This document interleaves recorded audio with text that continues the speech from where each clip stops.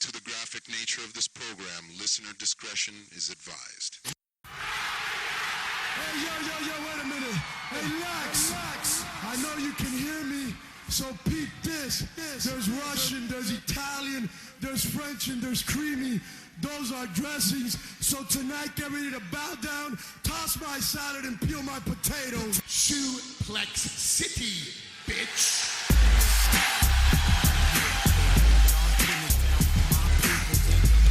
Set it off, 'cause it's on now, yeah.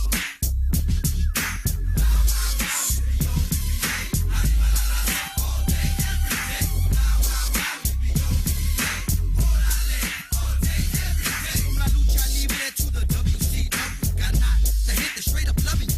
And from the orale ese to the yes, yo. Who wants to step to my homeboy K-Dog and get slammed on the mat? Did your whole head crack? The way man once last vocals on a filter so track. I step into the ring yelling orale. From Mexico all the way to the USA. Puro chingazos, putazos, no abrazos. Getting scuffed up, walk, we get roughed up. Tequila sunrise, watch them burn. When we finish off the bottle and we eat the worm, it's our turn.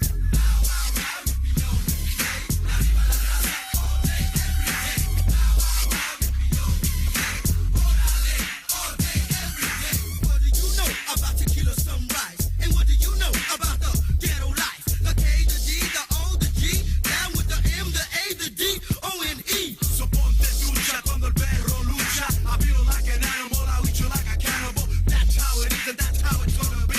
I represent la raza 'cause la raza represents me. Wow, wow, wow, yippee-yo, yippee-yay. Latinos Unidos all day, every day. Oh, how I love it, I just can't get enough. Mad Bunny, K-Dog, so rough, so tough.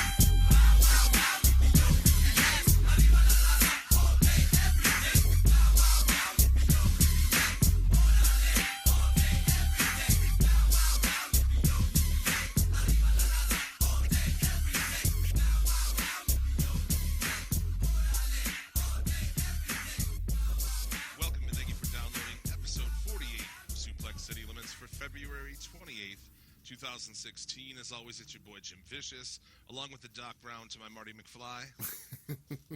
Doc, 88 miles an hour. It's Rando Commando here with you. And today we are joined by the masked man from the Put 'Em Over podcast, Lucha John. How are you, sir? I'm just curious now, does that make me your Biff Tannen or your George McFly? We'll see by the end of it. Good. We're reporting on location from Las Vegas, Nevada, from the Ring of Honor 14th anniversary show weekend. So we got that going. You got a gimmick set up in a hotel room? I do have a gimmick set up in a hotel room. I've got like 14 fucking cables strapped into my phone trying to keep it alive with bad reception. And a headset plugged into a headset, plugged into my urethra a little bit. So it's a gimmick. And I'm not going to tell you frankly, what's... I'm not going to tell you what's in my ass. Now I'm curious. No, I meant your ass. Oh, yeah, absolutely. That's a secret. That's a kayfabe I won't break. Excellent. Suplex City Limits and the Put 'Em Over podcast are available for listening everywhere fine podcasts are found. You can follow us on Twitter at Suplex City Limits. Follow them at Put Him Over. What else we got to plug? We got all kinds of shit to plug. Facebook.com/Suplex City Limits. There you can check out our Hall of Fame in the album section. If you'd like to donate to the show, give us $1. Patreon.com/Suplex City Limits. Let's talk some wrestling, gentlemen. Okay. Let's get into, there's not much news this week. The show's kind of dominated the news, so let's go back and rewind ourselves to WWE Fastlane from this past week. What a throwaway. It was a throwaway pay-per-view, man. All of it. Yeah. All of it. It was pretty shitty, right? Just running in place. Nothing really happened. You just described the entirety of their creative, I feel, since WrestleMania last year. Yeah, it's been so lazy, man. And, like, coming into it, it was like, were they really put over Reigns? I was almost starting to doubt it. I'm like, we've all been saying this since, like, this whole year already, that this is what's going to happen. And I figured maybe they would change their mind, but no. They are ramming this through. And that's the thing that's so weird is, like, from the beginning of 2016, everybody, not just like we, has plotted out exactly what's going to happen. We knew at Rumble that Triple H is going to win, and there's going to be a match at Mania between the two. It's just, it's not even. I mean, I'm not saying you just change it because everybody knows, but holy fuck, it's predictable.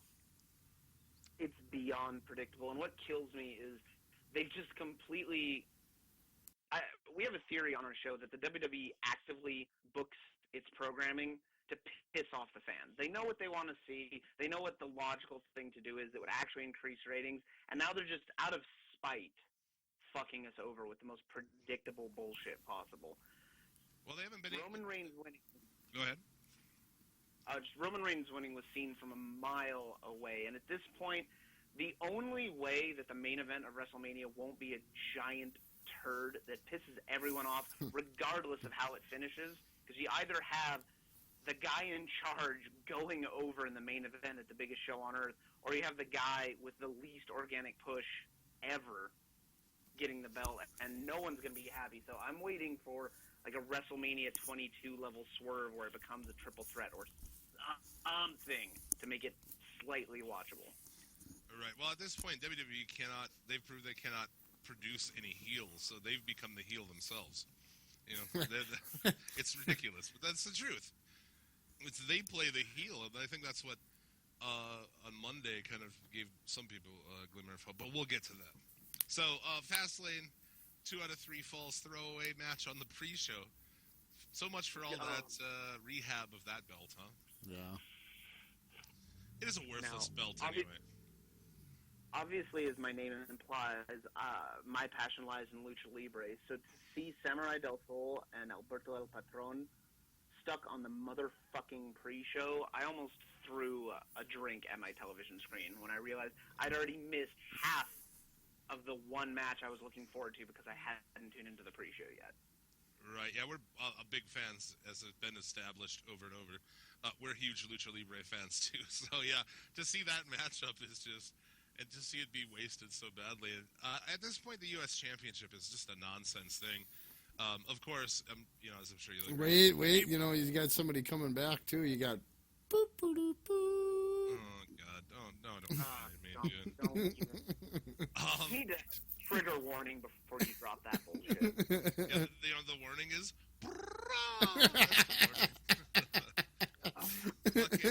But dude, the cruiserweight belt instead of the U.S. belt, or you can keep it the U.S. belt, but just book lighter weight wrestlers in there or something to differentiate the U.S. and the Intercontinental. I mean, I don't know. What do they do with it? Don't they? I think what they absolutely need to do is exactly kind of what you just said. They need to repackage it as an alternative to the cruiserweight title, where they showcase the guys that, as far as Vince is concerned, will never make it in this company. They're too small, they're too athletic, they're too organically over. Whatever it is, they don't want them in the main event. So they need to give that as the holdover belt that can be defended on SmackDown, whether or not they bring back the weekly open challenge, which is, as much as I hate Cena with every sperm in my body, I cannot fucking believe how over that open challenge was. I actually looked forward to that each week.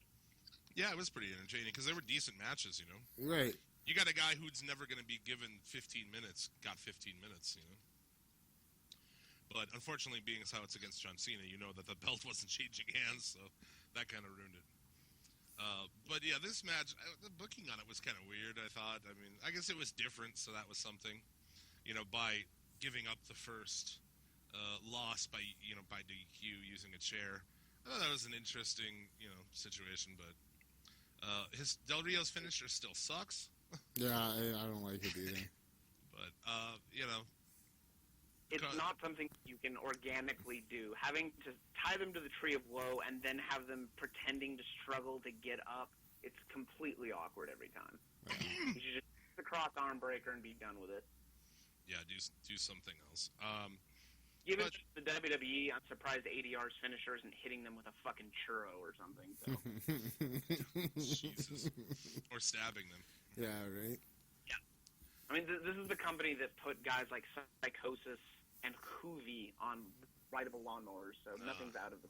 Oh, my God. The psychology of throwing the first fall with the strike, built ADR up as a heel that was confident enough to be willing to lose a fall just to get an edge over Kalisto. So Yeah. they've squared up a few times, and each time I've been very disappointed because they go out and they've been booking Kalisto like he's Rey Mysterio again, fighting the Great Khali.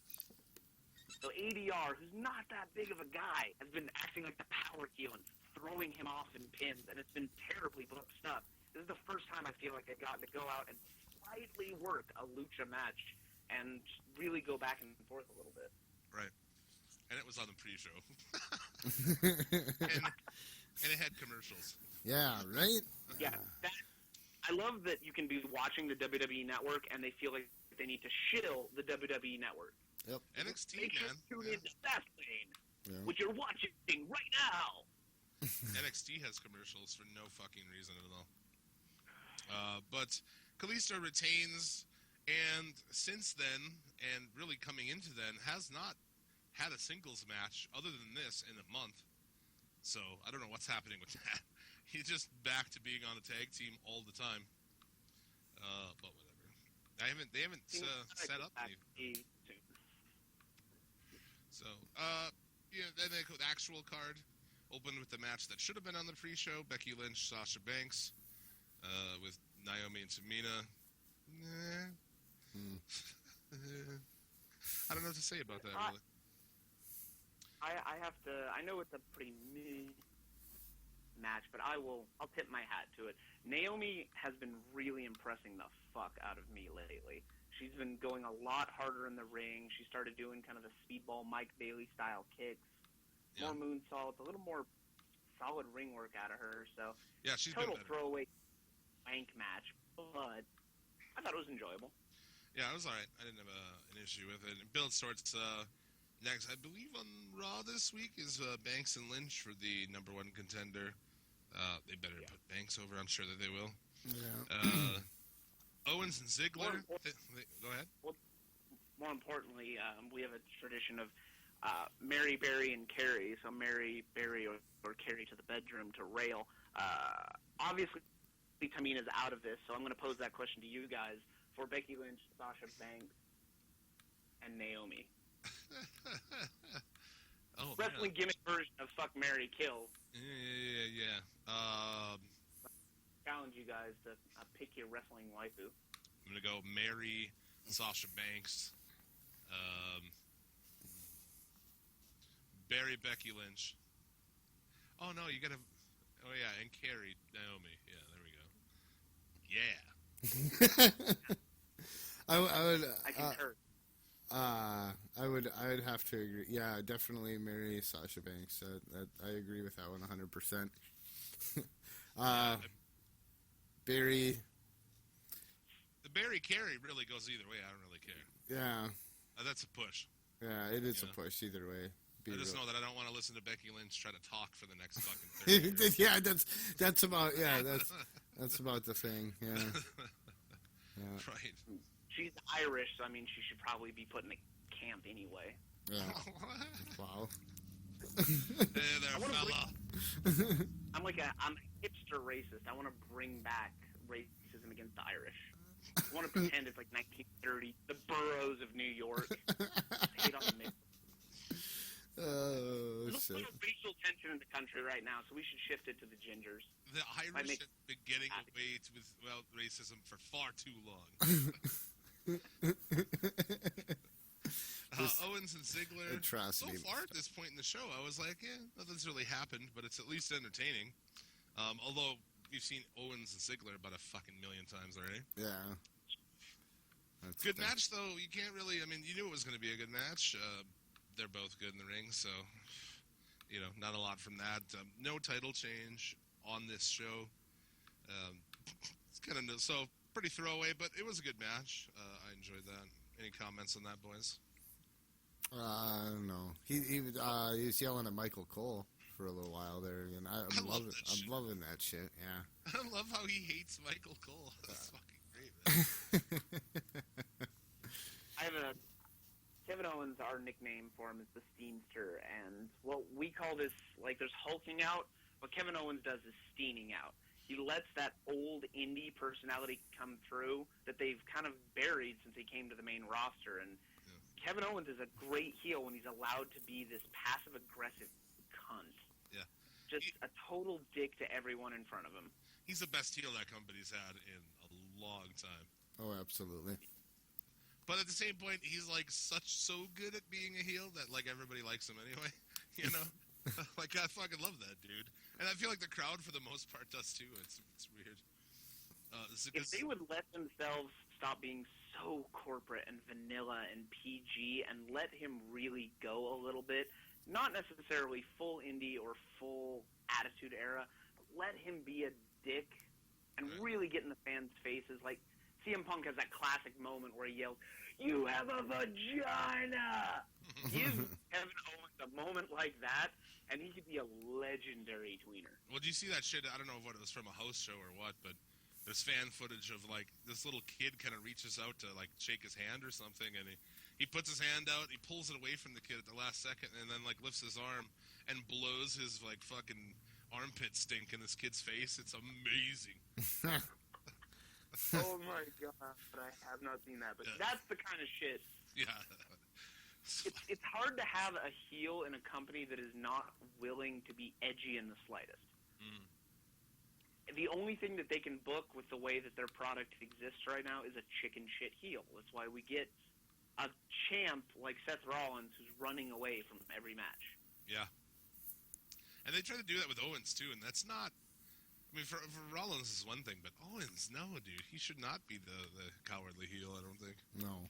He should be the ass-kicking heel. Yeah. But I digress. Dude. And here's where it starts going to shit. With Ryback, Big Show, and Kane. Oh my versus the god. Wyatt family. Dude, this angle that they set up at the very end of Raw coming into this. And it made no sense at all.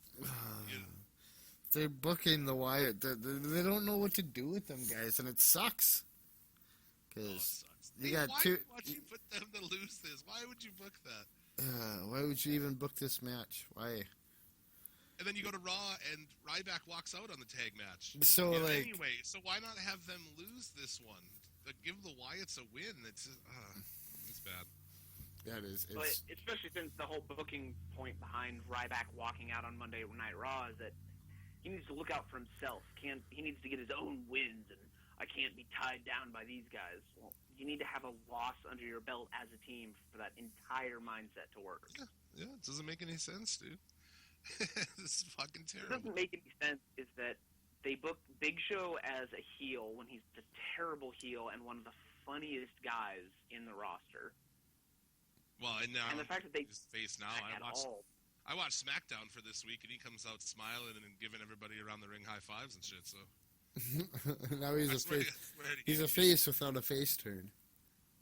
He's I fucking. hate to plug a big corporate podcast, but Stone Cold actually had Paul on last week. Yeah. And the one thing that Show opened up on that's really frustrated him with the company is his inconsistent booking. He's the one guy that he fills in the gaps. Oh, we don't have a heel for this house show. Go be a piece of shit. Oh, everyone loves you. Get the crowd warmed up. Go out and shake hands, kiss babies. Touch a boob or two. He's terrible, man. At this point, I'm so over it. The guy needs to go away and retire. I agree with the please retire chance, man.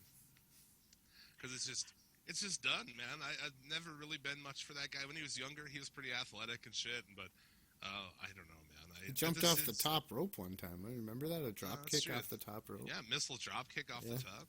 He got his ass chewed for that. Yeah, exactly. Because yet another reason, an anecdote to give you a reason to hate that fucking company. They book you according to your look. If like with Kevin Owens, if you notice, he's been a lot less acrobatic and athletic in the ring since coming up to main roster. Yeah, but yet they let Big E do a fucking crazy fucking tope. So. That's true.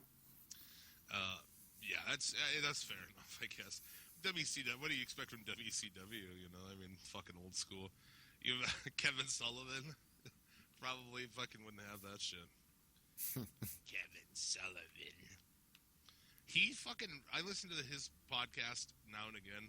Mostly when he's on other people's podcasts. But he sounds like fucking an old grandma who smoked a long time. He talks kind of like my grandma, actually. It's weird. He does. He sounds like one of Marge Simpson's sisters. And you would expect him to have, That's funny. you'd expect him to be wearing like leopard print spandex tights and sitting in a casino, like a cheap Indian casino, smoking and just absent-mindedly pulling the lever on a slot machine. Yeah. You want to see? You want to see some? Look in my day. You want to see some bitches of my grandkids? I like Kevin Sullivan though, dude. Sullivan, my son. That shit's amazing, dude. Like Kevin Sullivan with like John Tento as a fucking shark and shit. Like, dude, unfucking believable. That shit. This shit is so amazing. Before that, though, actually, in Florida, when he had like a satanic group gimmick going on, he had like a dude who came out of the sea and shit. That's fucking awesome, dude. That's like the Dungeon of Doom, but like less sanitized. I'm gonna go ahead and say future Suplex City Limits Hall of Famer Kevin Sullivan. Kevin Sullivan. Yeah, dude. Nice. Dude booked his own divorce, man. You can't make this shit up, man. No, you can't. That's He right. booked that whole gimmick with fucking Benoit. It's really weird, actually, if you look at it. Like, the booking in WWE is shit, but at least it's never really cost anyone. It's only cost one guy his life, so I guess it's even. WWE booking and Kevin Sullivan booking have each cost one person their life. Fuck. But four Yeah, in that's hilarious. but four in total, yeah. Well, yeah. But that's kind of sarcastically, like it's not. Like the Khmer Rouge doesn't give you giggles. But so we got way off base there. Ryback pins Harper, garbage. Mm-hmm. And the Wyatts lose again. That's the thing is, you come out every week and they can't come out and talk the way that Wyatt does and just lose all the time. It doesn't make any sense at this point. That's why no one gives a shit. Like, we're some of the few people who are like still believe in that character because it has so much potential. And it's just, god damn it, they spend more time trying to put together, Goldust and R-Truth. If they took the amount of, have they put any more effort into anything than they have that over the last month? Seriously, there's more I effort don't think you in that. had more promo time than them. Every single show, there is something pushing along this thing. It's like one of the longest arcing stories in this fucking company, man. Oh god, it's terrible. I have to be in support of that angle because I got to see Dustin Runnels, 45 and not as fat, jammed into colorful spandex and rubbing his groin in public. So I mean, I actually, that's the thing is, like, I hate it, but I don't hate it because I think he's fucking hilarious in it, man. Like, Goldust is fucking funny in that shit, like dressed as a waiter and shit. I mean, I think it's all pretty decent, but it's still stupid because, well, who cares? I mean, truth, the guy should be gone anyway. WWE is a company that's not going to put on stellar matches with great ring work, so they want to be sports entertainment, but they're afraid of being entertaining. So the Golden Truth and the New Day are something that I'll actually tune in to see. But I'm with you on Bray Wyatt. When we did our WrestleMania and Royal Rumble predictions late last year, we put Bray Wyatt as winning the Royal Rumble and going on to win the belt at WrestleMania. Bray has 80s level charisma. This is a guy who could get in and cut promos with Ted DiBiase or Macho Man. He's just so good on the mic. But you can't have him come out and call himself Amido of Worlds, man, and then just jog to every clown on the roster. Mm-hmm. Well, and it's like we always say, it's an opportunity. It's a character that has so much more open-ended. A lot of these, you can't book a guy like Dolph Ziggler or something. You have to book a pretty fucking straight line. Whereas a guy like Bray Wyatt, you can do pretty much anything you want to do, man. Mm-hmm. He could be anything. He could do, he could be that, and like a lot of people don't like, but he could be like that Undertaker sort of character. If you want to continue on to have a guy who is, I don't know, I don't want to say fucking magical, but you know what I mean. Mystical. Mystical. Majestic. Not majestic. Yeah, majestic would be a different word. Majestic beard, perhaps. Yeah. It is a majestic beard. But they've ruined him. Is he even going to be on Mania in a singles match? Probably Oh, not. I'm sure. I'm sure he's gonna lose the third year in a row. We'll see if they even. I guess it is like fucking 4 hours long or something. So, yeah, we're gonna be 4 hours long if we don't power through this fucking event here. We got a lot more to talk about. Divas Championship, Charlotte and Brie. Meh. Yeah, it was boring. What do you expect from a Brie Bella match, though? Yeah, well, she's supposed to be retiring here soon, so. Yippee!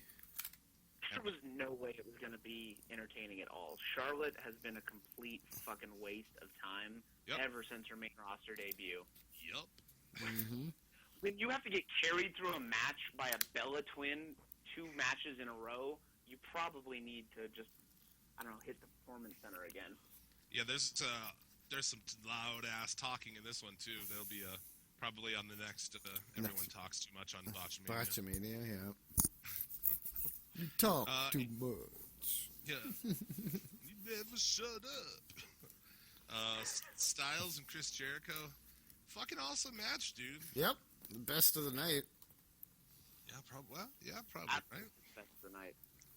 Actually, I drove up to SmackDown, had like an 8-hour drive both ways, just to see Jericho and AJ, because I love. There's no one in the company that they could safely bring in AJ to fight that would work besides Jericho, because very few other guys are on AJ's level, and Jericho has that tenure and that world experience traveling to Mexico and Japan. He's the only guy that would make sense, because either it'll look like they're pushing AJ too hard or wasting his time by having him fight, let's say, The Miz some more. I was surprised. Like, a lot of people were surprised that AJ went over in this. I thought that was like obvious going into this that he would. Well, Fandango beat Jericho at Mania. I think it was pretty obvious AJ was going to win.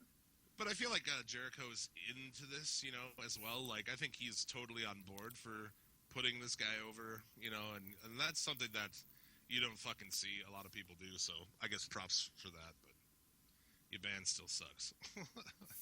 But this was a good match. There was some crazy shit. There was kind of a botch in there too, but when you're at a high level, like doing high level shit like that, you know, I don't care about a fucking botch here and there when you're trying to do crazy shit.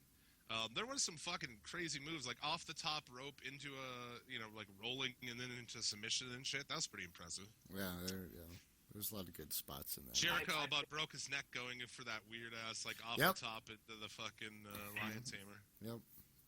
It's like, all right, let's not break this dude's neck, Chris. Come on. But fucking awesome match. Definitely the match of the night. Yeah. If you like wrestling, that was for you. if you're watching wrestling to watch, If you like know, wrestling, what the fuck are you doing watching WWE? Yeah. Fair enough, dude. And this the Edge and Christian with New Day has been roundly panned by everybody. What do you guys think of that? Yeah. I have nothing to say. What an eloquent response. That's really all I have, man. That was the worst I've seen New Day do anything for a long time. It wasn't that good, no. And the thing I thought was there was rumors going into it that perhaps Enzo and Cass would be debuting. And whatever on those guys, you know. I'm not. I don't know. There's two breeds of wrestling fan, I guess. Like, as far as the NXT, like, there's guys who like them, and then there's people who like fucking Dash and Wilder, you know, like us. Like, to me, I'd rather watch Dash and Wilder every fucking day than Enzo and Cass, but whatever. They put, you know, the New Day has beat everyone and all this shit, and it's like a perfect opportunity to bring in two guys who can talk and are entertaining to do something. That was such a missed opportunity, man. I've said multiple times on our show, if you put microphones in the hands of Enzo and Cass and the New Day and just let them shit talk each other in front of a crowd, you'll make $1 million. Those guys can talk their fucking asses off. And instead, they bring out the League of Ordinary Jobbermen. The Nation of Desperation, if you will. Fuck. I just thought it was such a missed opportunity. The most headache-inducing. I'll ask you guys this. What is the shittier stable? The League of Nations or the social outcast? League of Nations all day. Yep. Really?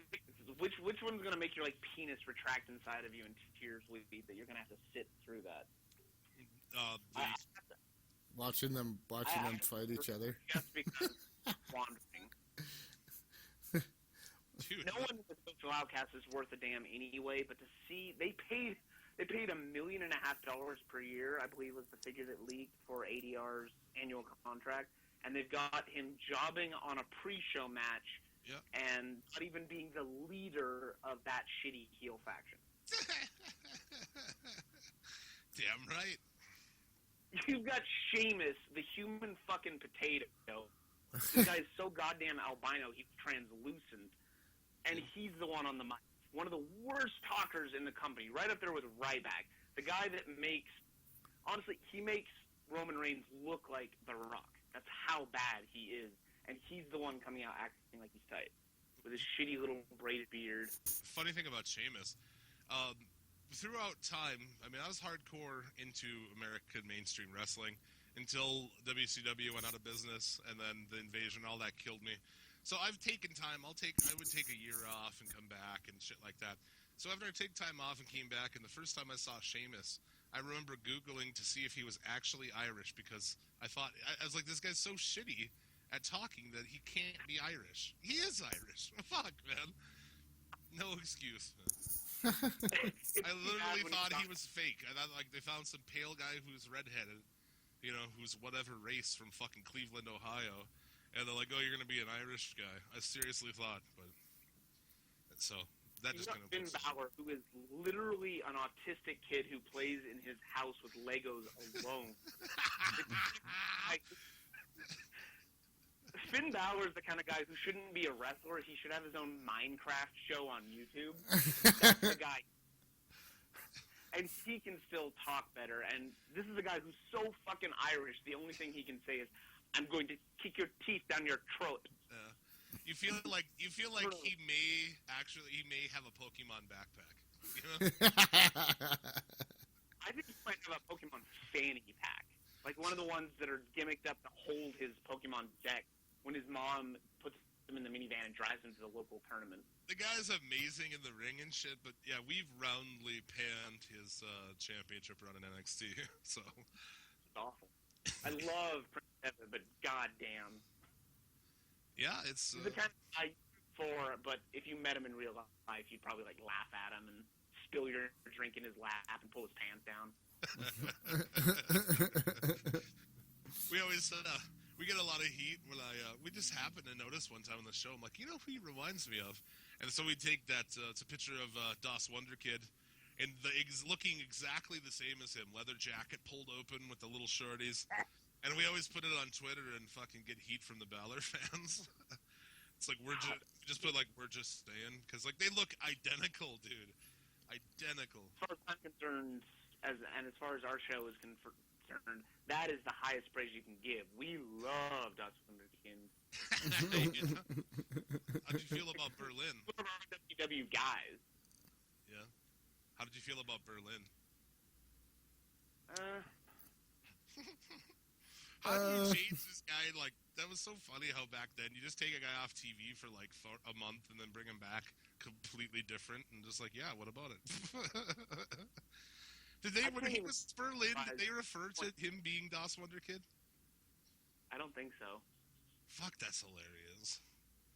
Berlin, and he'll have a bodyguard, and we'll call him The Wall.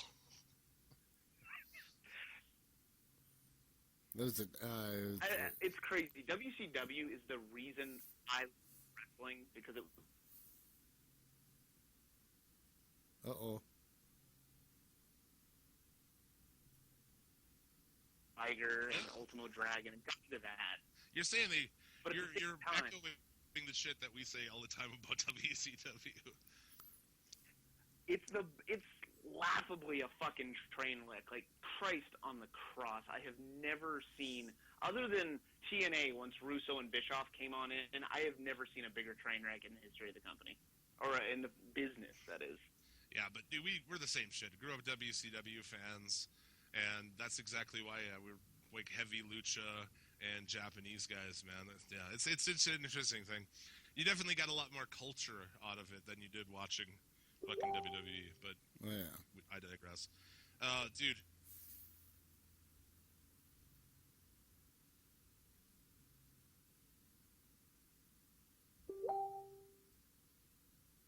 Network special, whatever. Is like fucking barely 2.5 hours long. So to stretch, they have fucking Curtis Axel and R-Truth come out. Yep. What? I was like looking at my screen, like, what in the actual fuck is happening here? Unbelievable. And that was shit. It was like wasted 10 minutes of our time. Garbage. It was so obviously a rush to recover. And you know what would have fucking actually made that entire debacle a lot better? Kind of prevented the awkwardness of it. If they put the fucking luchador match on the main card. Fuck me in the ass. It's so obvious. Like, how do you not have... It's one thing to not have any foresight and look ahead a couple months and go, how's this angle going to play out? But when you book your shows and can't even go, 2 hours from now, we're going to have bitten our own dick off with this. How do you not have that little amount of foresight? Oh, that's fantastic. I love that it's got you hot, man. I'm with you. I'm with you. I have a signature catchphrase. It's hard for a luchador to get over in the States. And when you have two high-profile guys, one has a title and one you paid a shit ton of dosh to be in your company, and you put them on the exact place you would put a Divas tag match or anything with the Social Outcasts, and you put a high-profile match on the pre-show, they have to be doing it on purpose just to piss, like, me off. I have a feeling like Kevin Dunn watches me sleep and just rubs himself a little bit and just thinks, looking through my window at night, how can I fucking piss this guy off? I think we said like last week, just wish that Kevin Dunn would pull a Ryan Dunn. Yeah. Triple threat match, Roman Reigns, Ambrose, Brock Lesnar. Was a pretty good match until the end, I thought. Thoughts? Agreed. The double suplex spot where Brock suplexes Roman, who has Dean up for a fucking Samoan drop. That was tits. Yeah, that was pretty nice. Yeah. Although, why did they not show him coming out from underneath the tables and shit? I thought that was a missed opportunity. You could have done like a fucking monster in a fucking horror movie style where all the shit starts moving and he gets up. You know, I thought it was just a real missed opportunity. Or it like could have been like the sea bubbling at Tokyo Bay as Godzilla rises. Yeah. But I hate to say that I was kind of enjoying the match because obviously Roman Reigns is a clown, and I'm in the very tiny minority that thinks Brock Lesnar is one of the worst performers in the biz, and I never want to see him on my TV. No, dude, I'm not going to disagree with you. You're not fucking wrong. He bores me to shit, that guy. Yeah. Do you remember His when entire cow? Oh, go ahead. Oh, do you remember when Brock had more than 3 moves? Pepperidge Farms does. Pepperidge Farms, You asked me if I remember those? remember when his greatest opponent was the Shooting Star Press. Oh, Yeah. when he almost broke his own neck, yeah.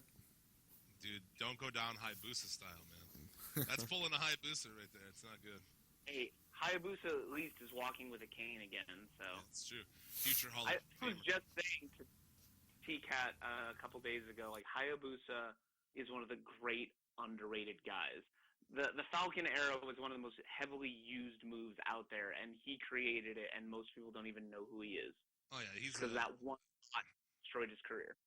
He's a future Suplex City Limits Hall of Famer. He almost went in once already, but we had to have a change of plan. Big Hayabusa fans on this show. But the booking on this... Gentlemen with What's that? gentlemen with refined taste. It's a patrician's choice to enjoy Hayabusa. Oh, dude, our Hall of Fame has... put our 42nd person in last week, and yeah, our Hall of Fame has dudes like fucking Ultimo Dragon and Rey Mysterio. Who else we got? The Mil Mascaras. So we got a lot of fucking... well, Great Muda, Jushin Liger. a lot of Japanese and luchador guys, man. We're all about that shit. Hayabusa's awesome. But yeah, I mean, the fucking Roman Reigns win. LOL. Reigns wins. Yeah. What kills me is they On a did spear. it. I knew he was going to win anyway, but the way they did it. Yeah. You had Moxley just going hard, finally being unhinged and living up to this stupid lunatic fringe thing. The way they've booked his characters, oh my God, he's so unpredictable. Look at him. He's coming to the ring, shaking his head and wearing his own merchandise. He's the most rehearsed level of crazy I've ever seen. No, you know who he reminds me of? He reminds me of Wile E. Coyote, dude. Yeah. It's like Dean Ambrose is Wile E. Coyote. Yeah, because he's cartoony, he goes apeshit, and ends up fucking himself with every machination he puts into motion. Yeah, he jumps on a fucking Acme rocket and tries to go at Brock Lesnar, yeah. Pretty much, dude. Fuck Roman Reigns, though. Seriously. I can't say enough how much fuck Roman I Reigns. want to see the Shield reunite with Looney Tunes gimmicks. You've got Wile E. Coyote. You've obviously got Sylvester in Roman Reigns. Shucker and Shuckatash. Yeah. Yeah. Seth Rollins be in this case. So then you got who's Tweety Like Bird? a Daffy Duck or something?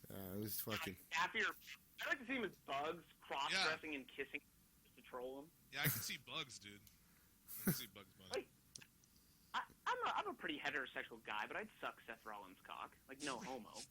That's a pretty heterosexual. I like to use a more decisive word when describing my heterosexuality, but you know, whatever, man. I'm like mostly heterosexual. Like the critics have weighed in and said, you know what? All things considered, this guy likes vagina. But yeah, Colby Lopez, I'd touch his bum. Colby. Colby. He has one of the best shoot names in the business, Colby Lopez. Also, I guess this week, no longer dating that Zara fucking Nazi broad. Yep. I have never seen T-Cat closer to tears than that breakup. Yeah, it was like his Benefer or something. Oh, absolutely. I told him he needed to come up with a gimmick name for the couple because obviously, huge Colby mark we all are, and then Zara, to have a chick who supports Nazi paraphernalia, you got wet every time we brought her up. As I said before we were recording, T-Cat is a fucking just waste of carbon.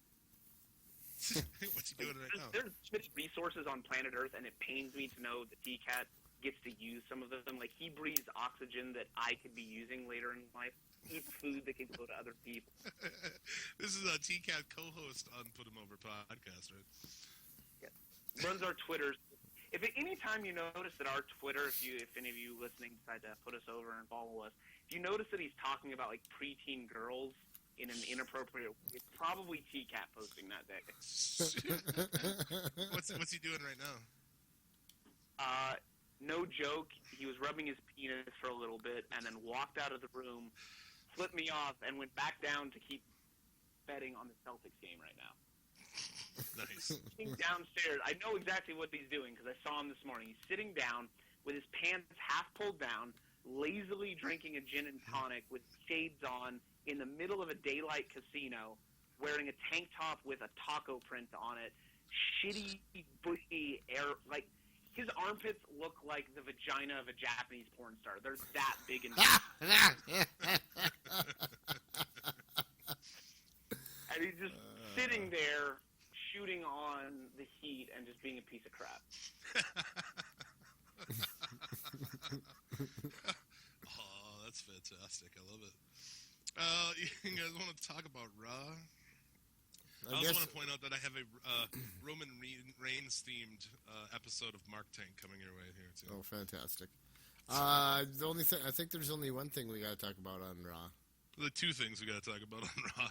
Okay. And first off, I want to say before we start this that everybody was so fucking fooled by this show, man. Oh, there's so many people online who are like, "Oh, it's back. WWE's gonna be great again. This was the best episode of Raw. Fucking all this shit." You're wrong, Marks. Yeah. But no less. Raw. McMahon opens the show Dude, he gives that award to Stephanie, and seriously though, at that, I'll give him this. At that point, I was almost just like, fuck, dude, why do I watch this shit? Yeah. But here comes the money. The return of Shane McMahon, dude. Right? I popped. I have to admit, I popped, man. I popped too. I say the same, but unfortunately, I'm cursed to live in California, where I'm 3 hours behind everyone else who's watching Raw actually live. So if I even touch my phone, Raw gets spoiled for me. See, I've actually watched it live this week, man. I guess we should mention before Raw went on the air, earlier in the day they released on social media a video of Dean Ambrose, a fan video, air quotations, of Dean Ambrose arriving and then Brock Lesnar attacking him, which I felt like it was like, we know we fucked up, but will you please watch Raw tonight? Because everybody was pissed, man. Everybody was pissed off online about fucking this pay-per-view and Roman Reigns winning. The internet fans, anyway. Which is a dumb thing, because everybody has internet, but whatever. Yeah, why do they make that a delineation? The internet wrestling community. Fuck those internet fans. Why aren't they still just tape trading and going off of dirt sheets? How dare they have email, newfangled assholes? How do they listen to people critique us? Yeah. But, so Shane coming back, I mean, I thought this overall was okay, but it didn't really the whole thing was senseless, dude. It really doesn't make any sense at all, because, okay, so he's got something on Vince, but yet he takes a match when he doesn't have to, and the whole thing was very convoluted, I thought, but no less. And then the announcement of the match was like, what? Yeah, very out of nowhere, little fanfare. Do you think that you will actually see Shane McMahon wrestle The Undertaker in Hell in a Cell? Is that actually going to happen? No. It will not. No. No? I absolutely think so. I think it will, dude. I think it's This is what's gonna happen. Goldberg's coming back. You think so? That's dude. It sounds ridiculous, but it is ridiculous, but it's possible. You're right. I think that holds more water than Shane actually getting in there. That's all. Yep, they'll bring back Goldberg against the Undertaker. WrestleMania. God, that would be terrible. Shane. One thing about Shane is that guy is an underrated worker. When he used to get in the ring, he would go harder than half the guys on the roster. Oh yeah, absolutely. Even a glimmer of his past talent, it should be a good match. But the problem is, Taker's streak is already broken. There's no tension. If he loses again, whoop-de-fuck. Like, there's no build-up, because the moment you broke that streak, Taker's WrestleMania credibility is gone forever. This could be a huge draw. The future of creative in the WWE is on the line against the undefeated Deadman. It would be a huge match, but going into it, they don't have a leg to stand on. Yeah. Well, and the interesting thing, so who are you supposed to be?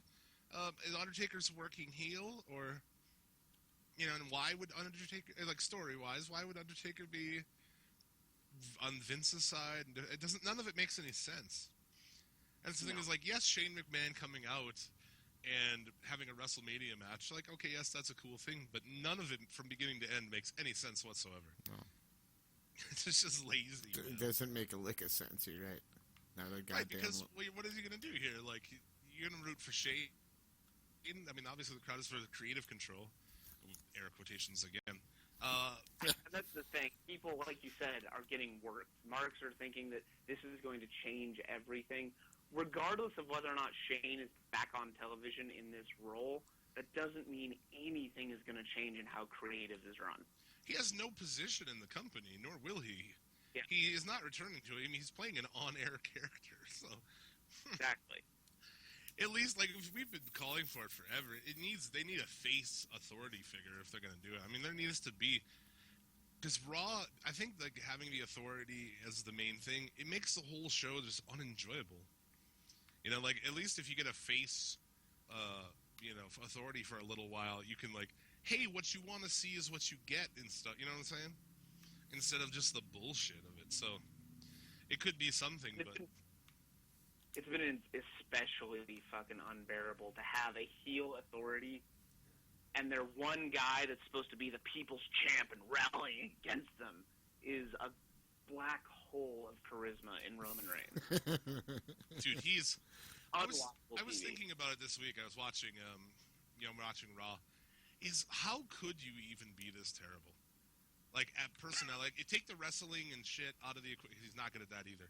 But let's just, I mean, I feel like if you took Joe Blow off the street and you said, for millions of dollars, all you need to be able to do is talk on a microphone. Figure out how to do that. I feel like you should be able to do that. Just the idea that this guy is so fucking daft that he can't even do this menial task of talking into a microphone properly. It's just unbelievable to me. Like, how fucking stupid he must be. No? Yeah, when I first saw him, I blamed creative because I thought maybe it was just a case of they wanted to book him as the generic face. The same way Wuhan Nation as Apollo Crews is just a vanilla motherfucker. Oh, my God. Because they want to have him. I'm just so happy to be here.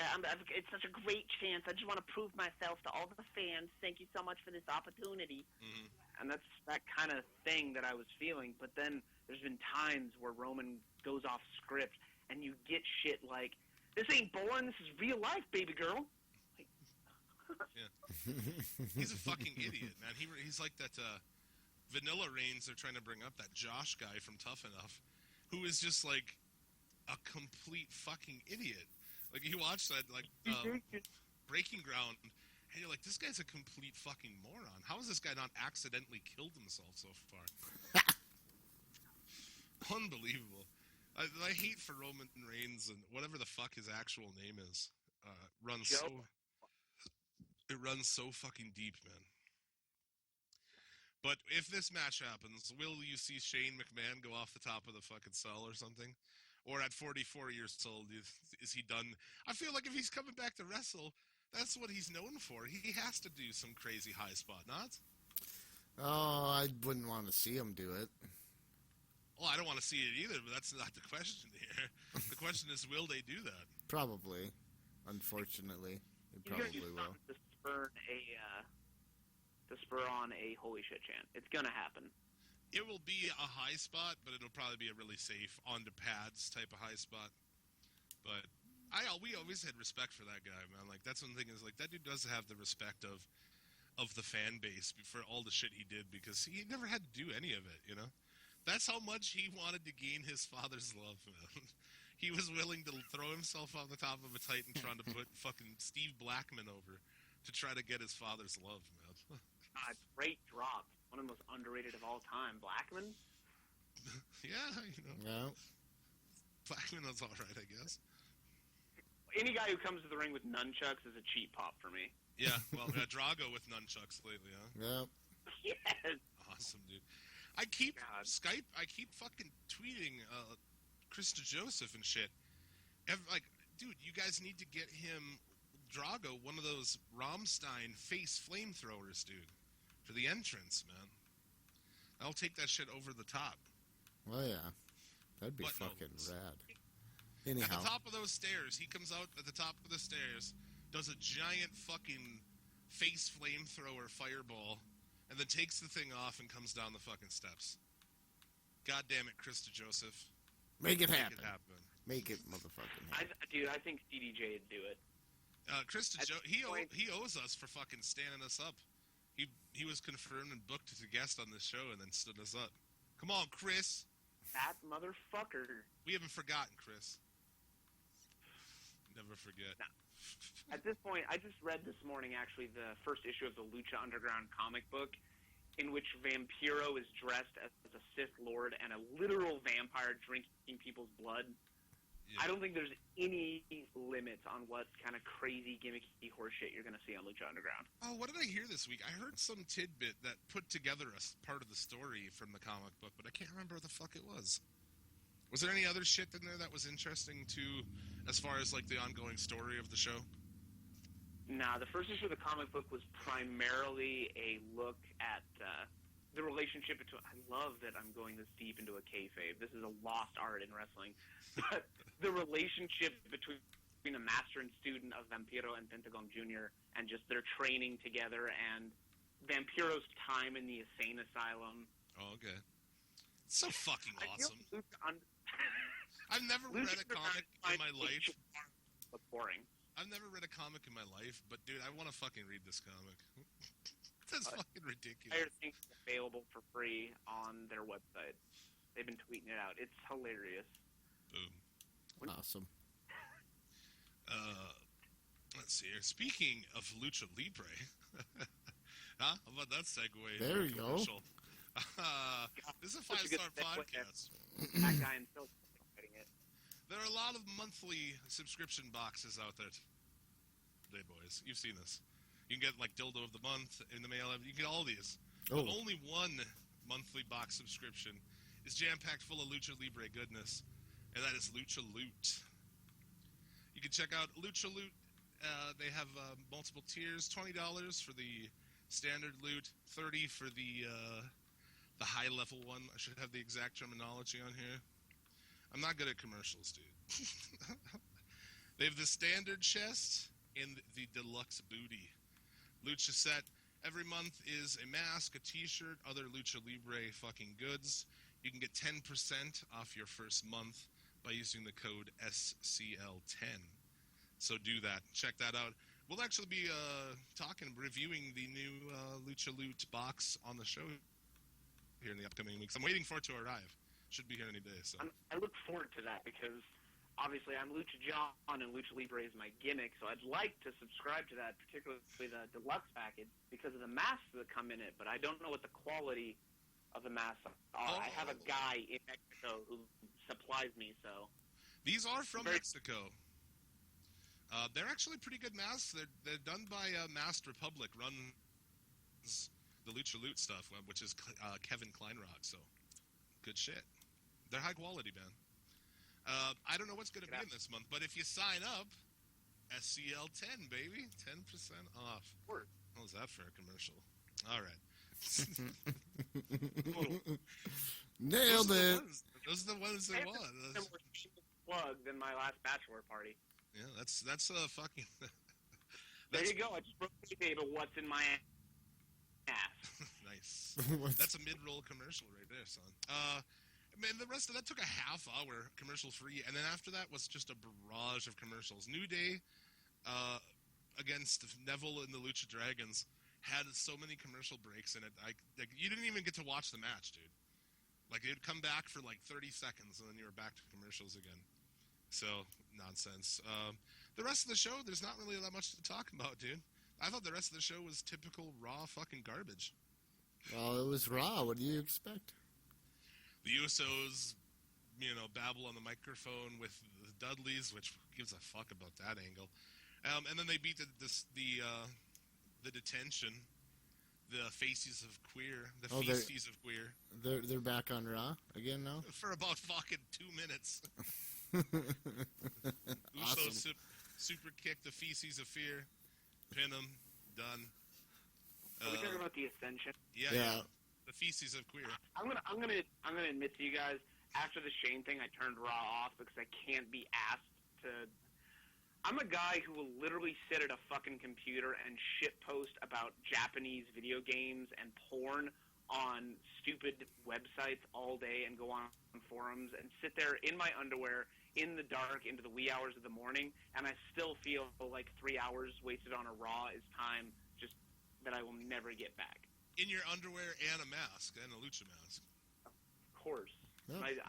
I honestly feel I'm probably whiter than Sheamus at this point because it's been years since my face has seen the sun. You should post a video to YouTube if just going about taking a shower with a fucking Lucha mask on and shit. Absolutely. You gotta get dirty under there. I'm right. Holy shit. No one else works me harder than the Ascension because they feel like they're fucking cast-off characters from a newer Mortal Kombat game. Yeah. And they look like the kind of creator wrestlers that a 12-year-old who listens to Slipknot would create. Yeah, these are my guys are called the Ascension. They're so fucking cool, so hardcore. When they've got the fucking Illuminati shit that comes up. When they first debuted, and I saw their Titantron video, I burst into like, deep gut laughter and almost fell out of my chair. Yeah. The fact that they were so over in NXT just proves how fucking stupid the crowd at NXT is. They still go back there sometimes to job the NXT teams, and the crowd's still fucking, yeah, they're still over on those guys. The one guy's like 70s wrestler build, the other guy's not big. Stupid, dude. The one guy's like in shape, out of shape, you know, like in the 70s. Man. Yeah, like strong fat. Strong fat, yeah, there you go. Yeah. Strong fat. And obviously, because 50-50 booking, the Wyatt family defeat Kane, Ryback, and Big Show. This one actually had Bray in the match, so that was something. That's a nice change. They only won because Ryback abandoned them, of course, as mentioned. Yeah, Ryback's the fucking linchpin of that booking right there. Yeah. Fucking Ryberg, dude. He's over. Sasha Banks. Go ahead. Dan Braun Strowman. Braun Strowman sucks. Braun Strowman is like fucking Giant Gonzalez level fucking in-ring work, man. He fucking looks like Samwell Tarly from Game of Thrones. Just this fat, patch-bearded motherfucker. Yeah, with huge tits, man. His pecs are fucking gigantic. Dude, I'd milk those. And he wears like a little fucking titty shirt, too. It's really weird. Cover those things up. I don't care how tall he is. If I saw that guy, I would not think, oh my god, that guy's a pro wrestler. I would think, oh my god, that guy lives off of Hot Pockets and plays World of Warcraft every day. That's a Viking character. Yep. Yeah. Like when he pulls off his sheet mask, I don't expect, I'm the face of destruction. I expect him to say, level 70 paladin, pugging it out for Golshurak. I think Yeah, he's bad. We were trying to debate if he's better or worse than fucking Giant Gonzalez / El Gigante, or what's his fucking nuts, the Indian guy, whatever. Kali? Not not Feather, dude. Yeah, Kali. Not I think Kali is even better. I'd rather watch Dalit sing than fucking. I can't take seriously a guy named Braun Strowman. That's like being called Strong McBig Huge. It is, yeah, it is. Yeah. I'm Red Bicep. I'm here to fuck you up. Yeah, dude. Chip McMuscle. Chip, Yeah. yeah. Beef man. They already had somebody called Beef, so. That's true. Sasha Banks defeats Naomi. Who gives a fuck? 6 matches on this card, by the way. By the way. And Roman Reigns versus Sheamus ends in a no contest when Triple H comes out, jeans and a fucking t-shirt, jean jacket style, or leather jacket style, and does this over-the-top beatdown on Roman Reigns. Fucking Saxton, like, worst drug deal ever, fucking handing off a blood packet to fucking Roman Reigns. Yep. Oh, man. You can't blame that beautiful Cro-Magnon face. This money maker. Dude. And that's Triple H is such a cunt, that guy. He goes complete fucking... He gets a little... Well, obviously he gets a face pop because fuck Roman Reigns. And it will... Like I've said last week, man, the crowd will root fucking the ghost of Adolf Hitler over Roman Reigns. Like, they don't give a fuck, dude. Child rapists are more over than Roman Reigns. It doesn't matter who it is. And he after he pedigrees him on the steps, he stands... The show ends with him standing there, soaking up the fucking face pop with the title in the air and his taped up knuckles covered in fake blood. Unbelievable. Like, just to guess like that in 2016 this man has booked himself into the main event of WrestleMania as the champion is a level of cunt that I couldn't even have expected from one of the biggest cunts in the history of the business. Some Kevin Nash WCW shit. It is. It's Well. Kevin Nash cunt level. Yeah. Unbelievable, man.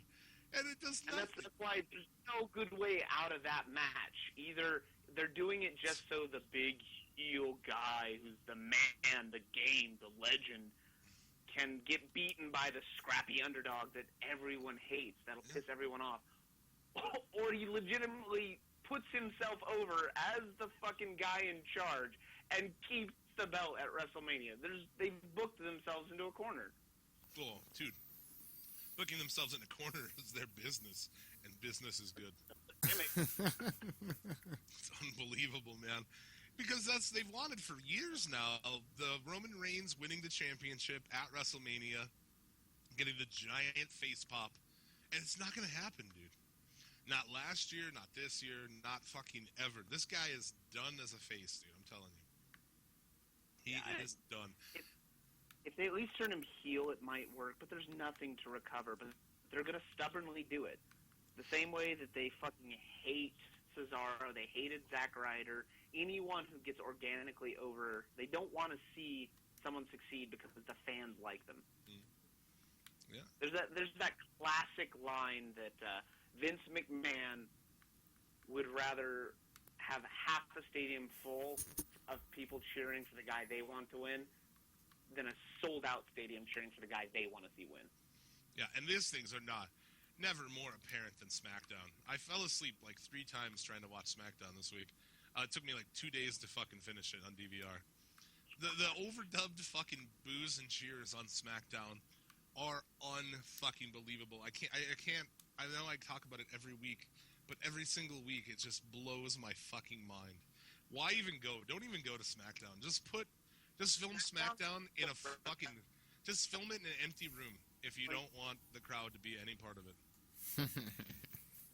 SmackDown, I find, is the wrestling equivalent of the fucking theory. The level of just added-in audience reaction is absurd. It's gross, and it makes no sense, dude. SmackDown this week opens with Triple H, getting this, like, fake boos, and it's like mostly the crowd is doing nothing, And same thing, New Day come out, and boos. Like, it's so dumb. No one boos them. Like, why do you do this shit? And why do you fight it?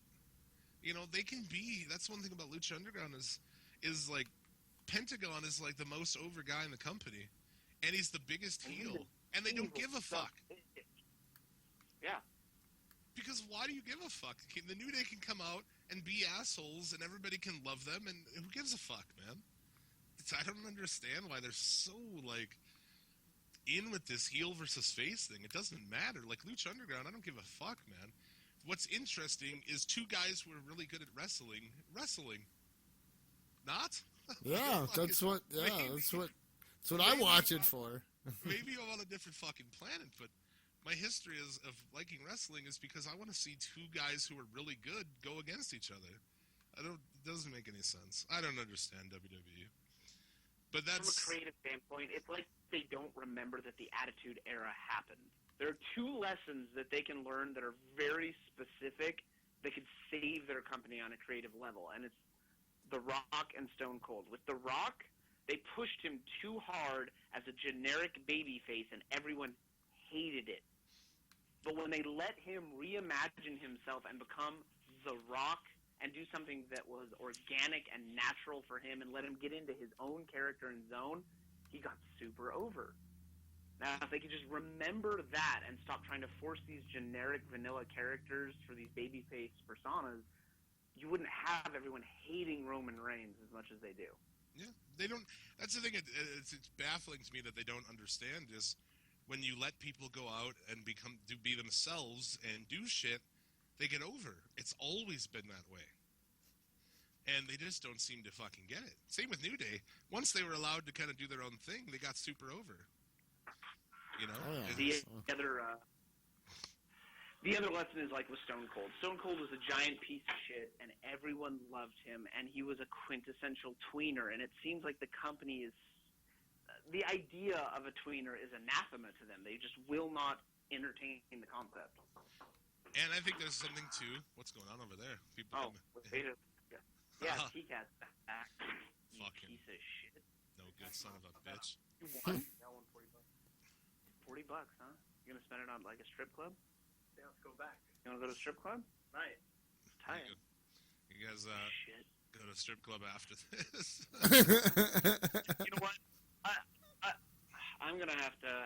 have to say, this is my first visit to Las Vegas, and this town is not only a fucking gimmick, it's a work.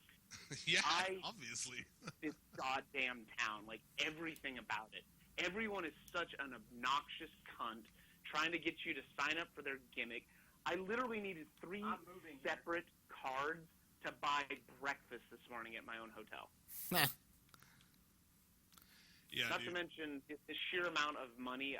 I ordered a fucking meat Jameson and paid $46 for it. I'm starting to get physically just uncomfortable and agitated just being in this shitty town with its shitty air and its shitty weather. Just a crap place to exist. Not putting over Vegas, man. Yeah, I've people are like, oh, go to Vegas, it's awesome. Like, it doesn't sound awesome to me. But I ended up in Vegas, holed up in my hotel room with the blankets hanging over the windows and towels shoved under the fucking door. With a room full of smoke. Fuck that. I hate it. So this is a place for like normies to come who think that going to a casino and going to a strip club is actual debauchery. Yeah. Like when I go to Sin City, I want to go to like Prague and fuck something with 2 dicks and like a goat. Yeah. Well, that is fair. Some people go that now they think they're being debaucherous, and it's like they have no idea about actual debauchery. But dude, that was raw. I don't know, fucking nonsense. I don't know what's gonna happen. I mean, we'll see what happens. We've got weeks and weeks of terrible Raws to lead into WrestleMania, and is we can watch. Like, it's the battered housewife syndrome. Like, we take our black eye, we do the dishes, and we continue watching WWE. But we live in a beautiful time where even the tiniest little boondock promotion has a show on YouTube. Alternative product is at an all-time high for availability, so people don't have to continually be shit on by the WWE. You've got New Japan, Ring of Honor, Lucha Underground. You've got watch something. You've got our friends at Fully Loaded Wrestling, Fully Loaded Wrestling TV on YouTube. WCWC is on YouTube. What is that? West Side Connection from Germany is on YouTube. Weekly YouTube wrestling shows that will kick the fuck out of Raw. Yeah, definitely. But, you know, that's the thing. Doing a podcast about wrestling, you have to watch Raw. There's no way. I wish I could not watch Raw. But I have to. You want to quickly do some Mark Tank here? Yeah, I have a Roman Reigns themed Mark Tank for you this week. Awesome. Send us if you see topics or comments for Mark Tank, hit us up on Twitter, #Mark Tank, at Suplex City Limit. These are all posted on the comments on Roman Reigns' fucking facial injury. Do you see this? They posted a picture of Roman Reigns with like a piece of gauze in his non-bruised, non-cut nose with like with a thing over it. Unbelievable. Why do they do this shit, dude?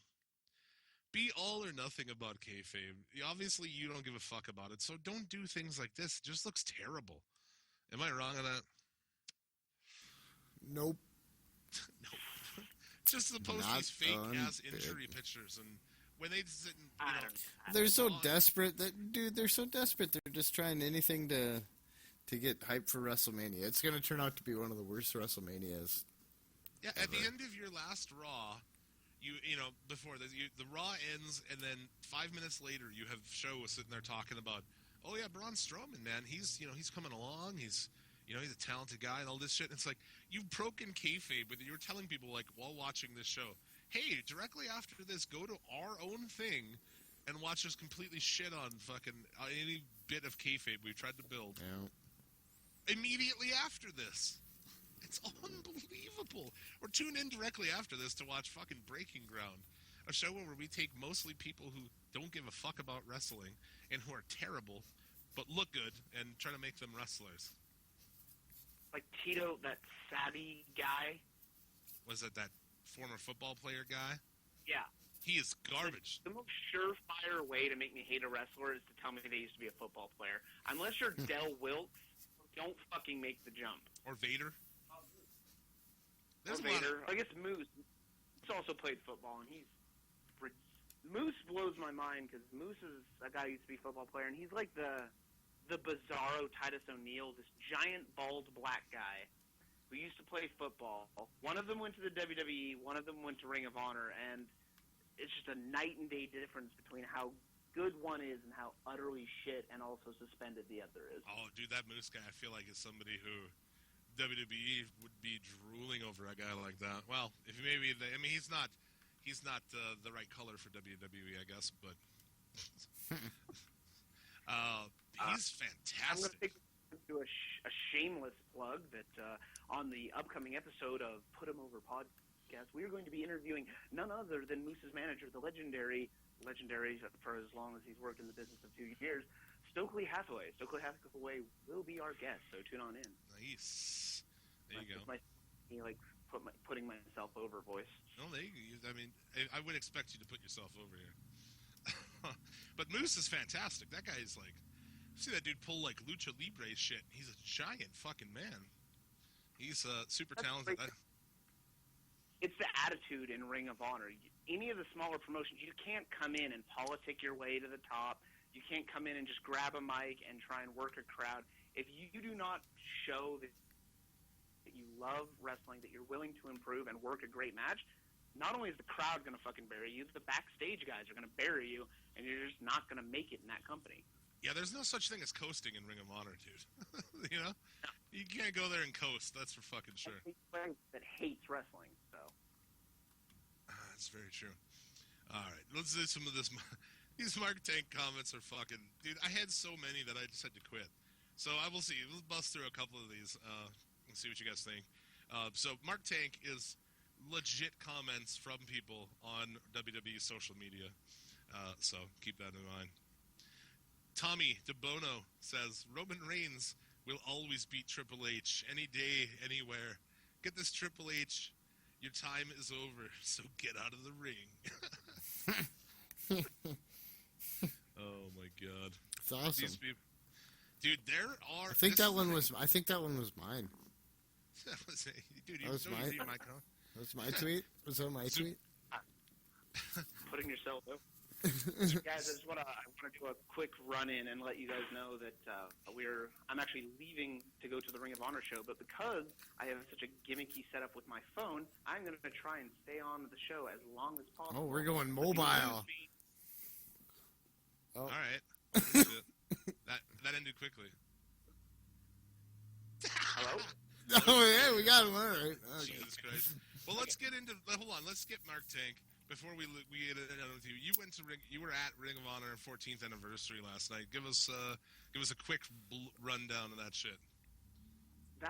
It's an interesting one. It was a great show like you'd expect from Ring of Honor, but oddly enough, I guess I'm not personally a fan of having a big show with a ton of title matches and no title changes. Ooh, just right. feels like a total stroke off. Yeah. It's since as great as Jay Lethal is, the guy has held the belt a little too long for how boringly they've booked him in Ring of Honor. Yeah. It boggles my mind that you've got a guy like, I don't know if you're familiar with Jay Lethal or his time in TNA when he was Black Machismo. Oh yeah, definitely. Oh yeah. Cut an incredible promo, and yet as the champ, the face of Ring of Honor, he currently has a manager and is in a stable that he's not even the leader of. It just doesn't make any sense. Jay Lethal has actually made kind of a terrible champion. I think, honest, just to get in quick, one of the greatest things that's ever been done in wrestling on a microphone is him and Flair battling as Flair, both from the fucking TNA. Wow, that's my line! Isn't that unbelievable? That is one of the best promos of all time. It is, absolutely. I Number read one. that Dalton Castle had a lot of boys for this, yeah? Yeah, he actually came out with an entire cavalcade of young, beautiful men and formed a staircase that he used to get into the ring. So a huge pop on that. It was a good show with a lot of A lot of great matches, but the real problem I had with the show, and I don't know how apparent it's going to be on the pay-per-view, but in live... Are you in a casino right now? Oh, he's cutting out. Uh-oh. Uh-oh. We may have to cut that short. Well, I don't think it's ruining our recordings. I guess Okay, we'll continue, yes. Yeah, well, if you Ring of Honor... Oh, he's gone. That's probably it. Lucha John from the Put 'Em Over podcast, ladies and gentlemen. Oh, that's fantastic. Let's see if he's coming. We can get him back in here. I don't know. That is funny. That was legit. He was legit walking around in a fucking casino there. Yeah, I wonder what casino he was at down there. Anyway. There we go. Oh! He's back. Well, this actually acts as a perfect organic segue into my big point about Ring of Honor, is they've been spending a lot of money to put themselves over as a big-time legitimate promotion that's trying to grow and increase their production value, but their sound is shit. The speakers were crackling. It was too quiet. Couldn't hear any promos. So it's much like my phone and my shitty internet connection right now. Just terrible sound production. Where are you right now, man? What's around you right now? Sad-looking people. Are they All those dead eyes. I think you got the fear, man. Are they lizard people? God, they might be. You're Those are in a people casino. Sad people. The way they saunter around in this town, knowing that they have to keep... You're going to get your It's ass big kicked show. on the show. Dude. Someone's going to whip your ass on the show. So, I don't think you could talk on the phone on the floor of a casino, can you? Oh, I'm now outside. I'm in the... I had to run through a casino, and I'm sure they thought that I was heisting the place, but I had to run to get a connection back so I could continue marking out with you fine gentlemen. Just doing a wrestling podcast. No, fine. I'm talking biz. Fuck off. I don't know what this music is in the background, but it's real fucking saucy. I don't know. It's... God... It's like Adam Levine or some gay shit. Oh, horse. This is great, man. This is the most action-packed action we've had on the fucking show, man. So we'll continue to talk to you as you make your way to the Ring of Honor show. You got to see Okada, though? I get by an Uber driver. Adam just texted me, said he's at Rocks. Like he took a Shit, shot at Rocks. man. This is ridiculous. Only on the fucking Suplex City Limits, man. Oh, You did get to see Okada, though. I did. I not only did I get to see Okada, I even have some of his little gimmicky merch money. That's like a $100,000 bill that you can throw up in the air when he makes his entrance. Nice. Got to see Okada, got to see Tanahashi, and Tanahashi and Elgin are gelling pretty well as a good tag team. Kushida, also. Kushida, yeah, who's great, but that was easily the match of the night. The big showdown for the never open weight trio titles. You have the Elite, which the Bucks are the face of smarky indie wrestling. Anyone who really loves wrestling, they are mirrored in the Bucks. So of course, the most over moment of the night. Yeah. But what frustrated me is having Matt Sydal there wearing his IWGP Junior Heavyweight Tag Title belt to the ring without his partner. I have no idea why they did not book Ricochet for an appearance at this event. It just felt really awkward to not have him there. I don't think he's allowed to work anything that would be on like I don't think he'd be able to do anything on Ring of Honor due to his contract with Lucha Underground. No, so his contract with Lucha Underground states that he can't appear as Prince Puma anywhere else. Okay, but he can do anything as Ricochet? Yes. Well, I guess you're right. I don't know. That's weird. He's in the neighborhood. Yeah, I don't know where he is currently. He's going this coming weekend. He's going to be at All-Star Weekend Pro Wrestling Guerrilla, so he's going to be in the vicinity soon. Yeah. So I don't know if it's really that big of a deal. I'm sure most people watching don't care, but I'm such a shameless Like, I mark out like an 8-year-old anytime I see Ricochet, so... Yeah, agreed. I'm a fucking huge mark for that guy. War Machine kept the belts last night against All Night Express. War Machine is fucking awesome. I'm wearing their shirt right now. There you go. Nice. That's fantastic. So, yeah, Ring of Honor 14th anniversary. Thumbs up overall. Yeah, I would definitely recommend anyone check it out. You actually brought up the most disappointing match of the night, though. As great as War Machine is, which is weird because I hate big mastodon guys with an edgy gimmick, but they're like the Ascension done right. Mm-hmm.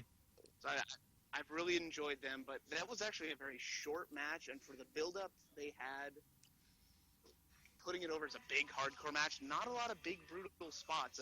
A good Uranagi through the ladder at one point, but overall, the crowd wasn't really into it. They didn't seem into it. I don't know what the disconnect there was, if it was ANX or War Machine or just creative in the back. Something didn't click, and it was just kind of a snoozer. There you go, man. People can look out for you guys on the show or what? On the tapings yeah. as well? And the tapings were near the rows. Look, a guy in a luchador mask, obviously. There you go. My beautiful Taj. Let's blow through NXT because it was boring as usual. Yeah, it was. I mean, there's nothing to really even talk about. American Alpha and Blake and Murphy. American Alpha wins. I hate that name. Yeah, I hate that name, too. Just call them Jordan and Gable. Nothing wrong It's with a that. fine tag team with a gay name. Yeah. And Oh. I think you got a bad connection again, man. I haven't watched NXT yet. Oh, can you... We apologize for the technical difficulties. I don't. It's My fault, not on fault. I'm going to no-sell this. I didn't watch NXT, but correct me if I'm wrong, wasn't Bull Dempsey's last match against the Psycho Killer, Tommaso Ciampa? It was. How was that? Because I'm a big Ciampa. It was pretty much a squash. I mean, it was all right. There's nothing to write home about. So Bull Dempsey won? What's that? Bull Dempsey won? Like I said, I'm No. completely oblivious. No, Bull Dempsey didn't No. win. Okay. of course not. Okay, good. I'm fine with that. I want Ciampa to have a push. I want guys like Ciampa, Rich Swann. Yeah. They've got Sombra on their roster, and he hasn't had a televised match yet. Yeah, it's dumb. And two, with Swan, they're like, oh, Swan, he debuts and fucking loses to Corbin. Yeah, Oh, it's goddamn fucking... I hate Terrible. Corbin, man. That guy sucks. He sucks bad. Yeah, he sucks Roman Reigns level. Yeah, it's worse. It's worse than Roman Reigns level. Paulo Cruz. Go ahead. I'd say it's worse just because everything I've heard backstage. At least Roman is a really good guy, and everyone likes working with him. He's respectable, respectful, and just a jovial guy. But I've heard Baron Corbin is just a piece of shit. Yeah. Well, there you go. And he's pretty obvious on the show, too. You watch, like, fucking, We got a whatever nice... that... Yeah, we got a tweet from him one time. That was pretty nice. Or he replied to a tweet. Yeah, he blocked us because I beat him in a promo battle on Twitter. I got paid to play football. Yeah, okay. No sport baller. We may have to let you go, man. Your connection is pretty brutal here. I'm going to be sad if I miss the induction of my boy, I'm Charles Ashenoff. trying to get to it. We can do that next. I'll try and hang on as much as I can. Yeah. All right, man. Apollo Crews versus the debuting Christopher Gerard. Fuck, I don't even know who that. Do you know anything about that guy? I don't know who he is. I don't know who he is either. That's Biff Busick. Oh, is it? Do you guys have... Yeah, that's Biff Busick. Christopher was it? Gerard is Busick. Oh, really? I didn't even put that together. I guess I haven't seen him in a while. I don't know what. Signed with PWG signed with WWE and left PWG and some of the indies a couple months before Rich Swann did, and he just now got his TV debut. Yeah, I don't know what they're really going for with that. Is that similar to... I guess I'm not that familiar with that guy. I always hear the name, but I'm not that familiar with him. Is it similar to what he did on the indies? Oh, you didn't see... That's right, never mind. I haven't seen NXT, so I don't know what he did. But Biff Busick's a good guy, not a fountain of charisma, but you can always expect an exciting match out of him. So I'll see how they work with him. He came out. He screamed a lot. I don't know. He looked good in the match at least. So there was that. And yeah, I mean, the main event was Eva Marie and Nia Jax versus Bayley and Carmella. Fucking nonsense, dude. I don't give a fuck about this. I know that Nia Jax is like big and she's kind of playing like that sort of deal, but even Godzilla would call her movement plotting. It's unbelievable. She sucks. The winners are Eva Marie and Nia Jax, though. So Of course. I don't even want to get started. Like, I don't even want to weigh in about Eva Marie because no one pisses me off more. Yeah, no obviously. And after the match, right at the end of the show, Regal tells Finn Balor he'll be facing Neville on an upcoming episode of NXT. So there you go. That's the continued waste of Neville. That one really pisses me off because there's a guy who, if you had a lightweight belt, a cruiserweight belt, if you wield it, would be a perfect fucking candidate to hold that belt. But I was gonna say earlier they're bringing out that cruiserweight in They're coming out with a new series for it or something like that. Didn't we talk about that 1 week? Yeah.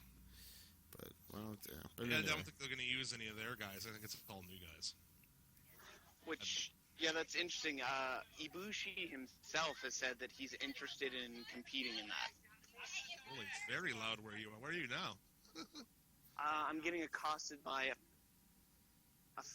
like 18 people who just got out of a taxi like it's a fucking clown car. So you just sitting outside somewhere? I'm literally walking around like a tool with a divining rod looking for water. I'm just holding my phone. To paint the picture, you've got a guy who's standing out in a luchador mask with bright metallic purple Beats headset on over the mask, holding up his phone like a goddamn lighter at a Leonard Skinner concert in the middle of Las Vegas. Yeah. I have to look like an asshole right now. Just talking about wrestling. That's fantastic. I love it. So yeah, NXT pretty boring. Whatever. Let's do. I mean, maybe you think you're gonna make it through this whole thing or what? I hope so. Yeah, let's go. Let's trudge on. What's that? Let's trudge on. We trudge on. We trudge right, on. Dude. Let's do the Hall of Fame now in case we lose you. Huh? Okay. All right. I do want to be part of this because. Yeah, dude. Because obviously. We were talking about this on Twitter before you guessed it on the show that we are both huge fans of this guy. So we decided when you're on, it's a perfect time to put him into our Hall of Fame, the most prestigious Hall of Fame in all of podcasting, as I say weekly. Boom, boom. This week we are inducting Conan into the fucking Hall of Fame. Dude, being big Mexican wrestling fans, obviously, we are fans of Conan. The dude is fantastic. This is what our 42nd inductee. Is it 43rd inductee? 43rd. Yes, Conan. Yeah, man, you're a big Conan fan as well, right, John? A huge Conan fan. I mean, I loved him as a kid. Oddly enough, because even though the company was mismanaged as hell, I was a huge TNA fan in the 2000s. So 3 Live Crew and then LAX is just a dream stable for me. It's really, though, over the past couple years when I've started to learn just how much Conan's done behind the scenes in the States. Conan was I inducted Conan into the Put Him Over Hall of Fame at the end of last year because I realized Conan is the reason I watched wrestling. He was the driving force in WCW to convince Bischoff to bring in the guys from Mexico, and if it hadn't been for him working so hard to put over Lucha Libre, I probably never would have enjoyed wrestling as a kid, and I wouldn't be sitting here talking with you fine marks right now. Yeah, he's also part of bringing all those guys into fucking ECW too. So yeah, and it did from there to stuff he's did with Lucha Underground before his untimely death there. Dude, why was nobody else since then? R.I.P. Charles Athenoff. There you go. As mentioned, I think we talked about this before. It was like, why since then is nobody doing the badass fucking rolling clothesline? Somebody. No idea. Okada is the only guy in the business who really uses the clothesline as a finisher at all, and no one does a clothesline quite like Conan. Was that his finish? I don't know. Was that his finisher? No, It wasn't his It was a signature move. But yeah, someone needs to just start using that thing, man. Fuck, it's awesome. I always dug it. Because I have like Conan as a creative guy in WWE 2K16, and the only thing I'm missing is that sweet rolling clothesline. No. I'm curious. It's not are even you in the guys moveset inducting anymore? Oh, what's up? Go ahead, you had a question? I was. Oh, Yeah, I what was- did you say? I was just gonna say that move's not even in the moveset on that game. I don't think it is. Oh, really? I don't know. Oh, there's so many moves. It takes so long to like fine tune a guy on that game. Kind of sucks. But anyway, yeah. Yeah, we're gonna say. Well, now I'm curious. Have you guys made yourselves in the game yet? No. No. We have. Make, We put them over as a trio in the game, and it's fun to have us get our asses handed to us by Evolution or the Bullet Club. So fun little time waster. I can't make a proper fat guy on there, so fuck that. It's true. We tried to make Hurley, and he just looks like a fucking water barrel, just walking around with limbs. It's very odd. I mean, Physiology. Bigelow's on the game, and Vader's on the game, but you can't use that body style. If I could just take, like, Vader's body, and put my fucking dumb face on it, it'd be perfect. Going back to Conan, though, I'm curious. Did you guys actually put him in your Hall of Fame to pop me and because he's such a great wrestler? Or is it because you guys are as big on Iranian tobacco as he is? Oh, I'm definitely as big on Iranian tobacco as he is, dude. To say, Rando seems like he's deep in Iran right now, to be honest. Reporting live from Iran. Yes. But, dude, just That was the best. That was the best confirmation you could have given me, Rando. Like, I asked if you were deep in Iran, and you had this delayed, nervous chuckle.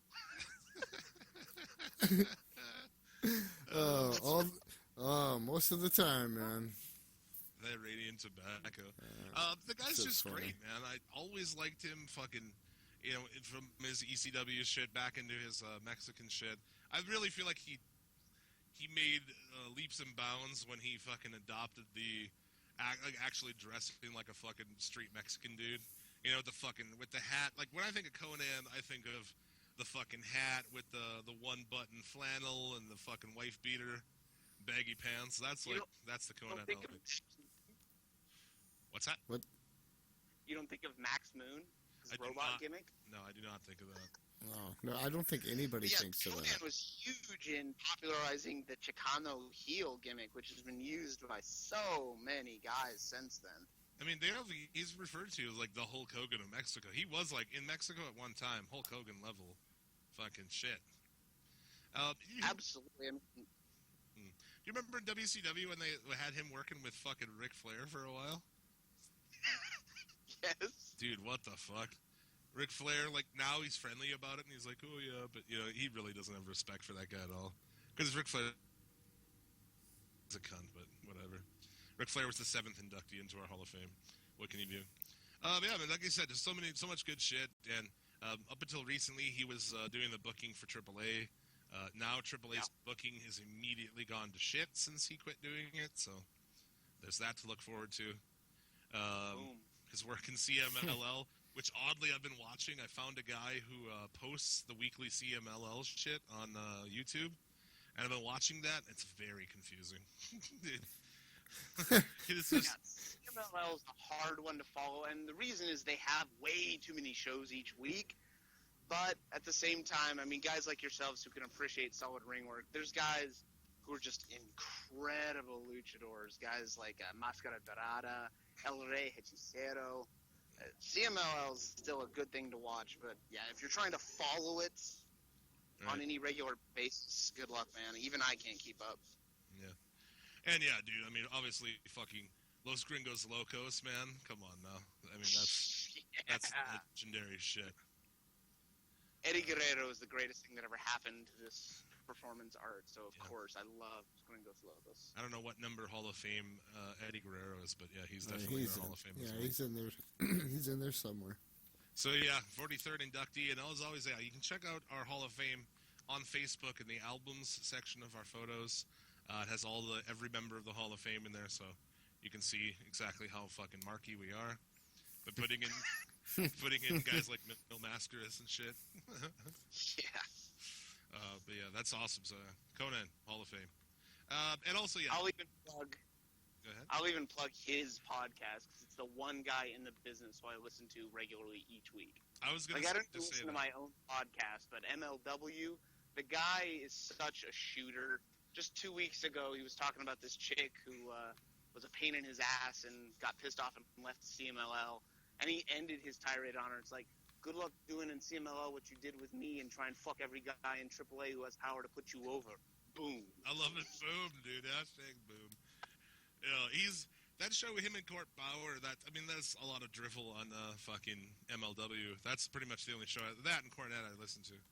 Even though Cornette hates Lucha Underground and shit, that's the thing of like with him. I don't know why, but Cornette can be shitting on something I love, and I'm still entertained. It's unbelievable. He's my least favorite human being alive, but he's such a great talker that you'll still listen to what he has to say, even if what he has to say is the most ignorant, out-of-touch bullshit possible. He's like the equivalent in wrestling of John Lithgow's character in Footloose, just so disconnected from the times. Right. Kind of. But at the same point, like, socially, he's very with the times. Like, you wouldn't expect Jim Cornette is a very, like, pro-gay marriage, he's a very liberal guy politically, which is really interesting. Yeah. But yeah, his views on the wrestling business are very Republican. So yeah, moving on to that. I guess the last. We just still have Mark Tank, dude. Before and Lucha. Yeah. Which one do you want first? Let's do some of this Mark Tank, dude. We got. Yeah, let's do some Mark Tank. Yeah. Zubair Cash says Triple H is a cheater wrestler. He is not good in character. We hopeful about Roman Reigns to get well soon and get WWE World Heavyweight Champion. Good job. I read him as they fucking. What was his name? Amir Cash. I don't know. And that's the thing. It's kind of turned into this weird thing where we name it Mark Tank after Shark Tank. But it seems to be a lot of Middle Eastern people always. They seem to be really like not aware of kayfabe. It's really weird. Oh no. It's particularly Indian marks and then like Persian type marks are the most entertaining because they comment with the most broken English and they act like 6-year-old marks. They're all very passionate about the faces. John Cena is like their Jesus. Well, he's like their fucking Muhammad or something. Krishna, depending on what kind of brown they are. No, what you just described is the exact, like, fucking building blocks of Mark Tank. That's exactly what Mark Tank is where I read comments from those exact marks every week. Sandeep. Really? Yeah, Sandeep. I love that shit. Yeah. Sandeep Zendi says, Roman, sir, go and win the title. WWE Championship is real WWE Champion. Only Roman Reigns champ is here. And then in parentheses it says, Roman rings. I don't understand. It's awesome. Oh, man. Let's see. RK Shanto, Roman Reigns, good to know you are recovering. Triple H will pay for his shameful, cowardly attack on you. I believe in your fighting spirit. Roman Reigns is the next WWE Heavyweight Champion at WrestleMania 32. That one was my favorite. Believe that. Believe that, because he really believes that. He does believe that, dude. He believes that. Yeah, he does. It's awesome. Oh, this one's really good. Mashidid Hussein says death to infidels. No, he says... The streets will flow with the blood of the non-believers. Suplex City Limits infidel t-shirt. That's coming soon. By the way, t-shirts are coming soon. we're just waiting for our storefront to be posted. So that'll be a big Now, step up are in you our guys going t-shirts. through PWT? Yeah, Yeah. we're gonna be our. I wasn't gonna say it until it launched, but Wow. a spoiler alert: our pro wrestling tea store, will be open soon. Just keep checking. we've Maybe it'll be this sent- week. I was curious how that relationship worked, because we've actually designed a couple T-shirts and we're shameless self-promoters. So I'm kind of curious as to how that's worked out for you guys. Yeah, it hasn't happened yet. Store, we sent in our stuff. Store is opening soon, and we'll have one design at launch, and then we've got some more designs that we'll slowly bring out. So, definitely check that out. ProWrestlingTees.com/Suplex City Limits coming soon. Mushid Hussein says, Triple H, you are messed up with wrong guy. You have no idea what you did on Monday Night Raw. It's useless to cry over spilt milk. Gone were the day when Triple H fly kite. What? Yes. It's the era of Suplex City and Superman Punch. Be ready for Wrestling Mania. You will taste both. Hashtag belief this. These are people. Oh, that's awesome. God. Oh, fuck. Who actually and Joe Moxley? Jesus Christ. I bet every single one. These are the kind of people. These are the kind of marks who are all about Dean Ambrose, like just constantly talking about the Ambrose Asylum. Do you have any good Mark Tank bits on Dean Ambrose? Because you don't even need to look into the Mashid Ramadijadine guys to find a good one for that. Not this week. This week is like solely centered on Roman Reigns being attacked at the close of the show. Like I said, these are from a post about his with his face being injured, air quotation. Dr. Zarir says, soon after recovering, teach Triple H a lesson. Let him lay on the stretcher bed. Get well soon, Roman. That's right. That's So fucking good. great. Oh, dude, it just keeps going. Davida Sil. Triple H will lose the belt to Roman, and Stephanie and Triple H will lose control of the WWE when Shane finds a way to beat the dead man. This one I thought was great. I don't even know. Jahan Exib Alam says, I request all of the Roman haters to watch Cartoon Network instead of WWE Network if they don't like Roman or the script, and at least don't boo him. Believe that. Believe that. Don't. So if you don't like Roman Reigns, you should just not watch. You should watch Cartoon Network. Yeah. That's where that guy belongs, on the Cartoon Network. God. So like the Powerpuff Girls should be your promotion of choice. So if you don't mark for Roman, Yeah, exactly, very much. great logic. I I love that it sounds like you're reading from the no-fly list rather than a list of wrestling fans.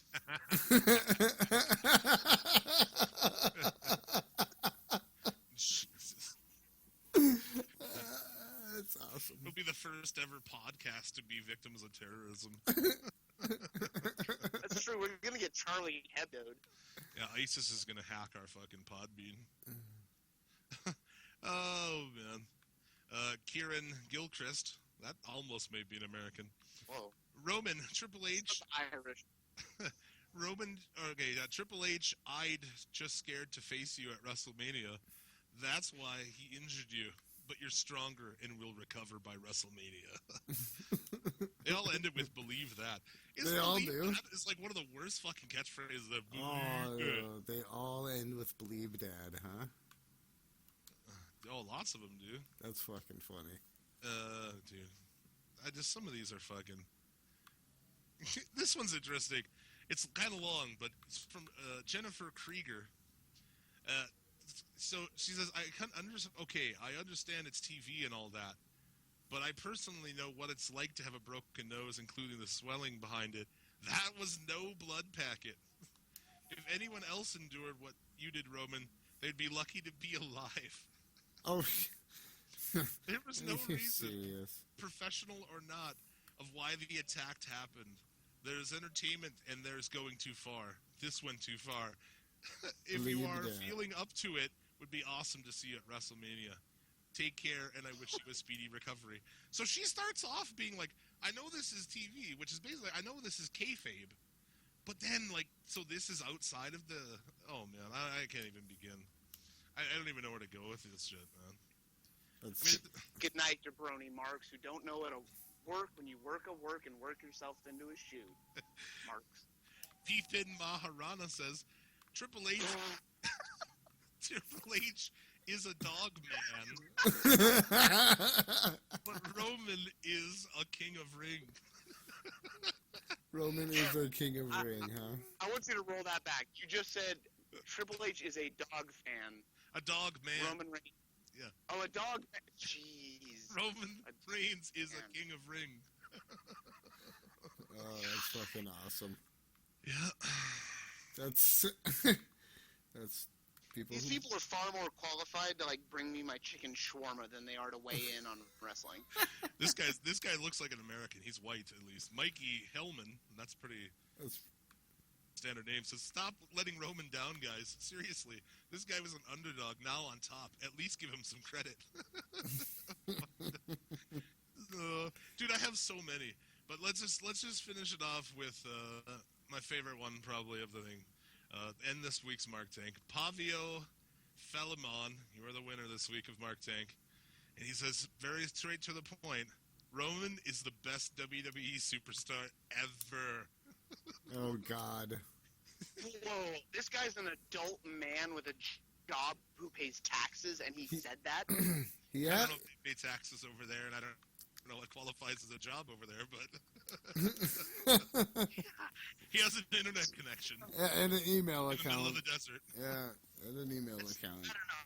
I'm always just flabbergasted when I see like adult men, the kind of people who theoretically own their own home or at least rent their own apartment. They have a driver's license. They might have put their penis in a vagina at one point in their life, and they are wearing a Roman Reigns t-shirt. That is something for 6-year-olds and casual fangirls and no one else. As I said, I'm all for wrestling t-shirts. Fucking love it. But we talked about on the show, is there a shirt in current WWE you would wear outside of maybe a Kevin Owens shirt? The Lucha Dragons. I'd wear a wear Lucha that shirt all the Dragons time. shirt. No, I'd give you that. I'd do that. But there's very few you would actually fucking rock, right? Yeah. I've got some NXT merch. Like I'll throw on my Samoa Joe shirt all the time, but Yeah, that's cool too. Yeah, but for the most part, it's not shit you'd actually want to wear. it doesn't help. They're just now hiring that actual artist to design some nice looking T-shirts.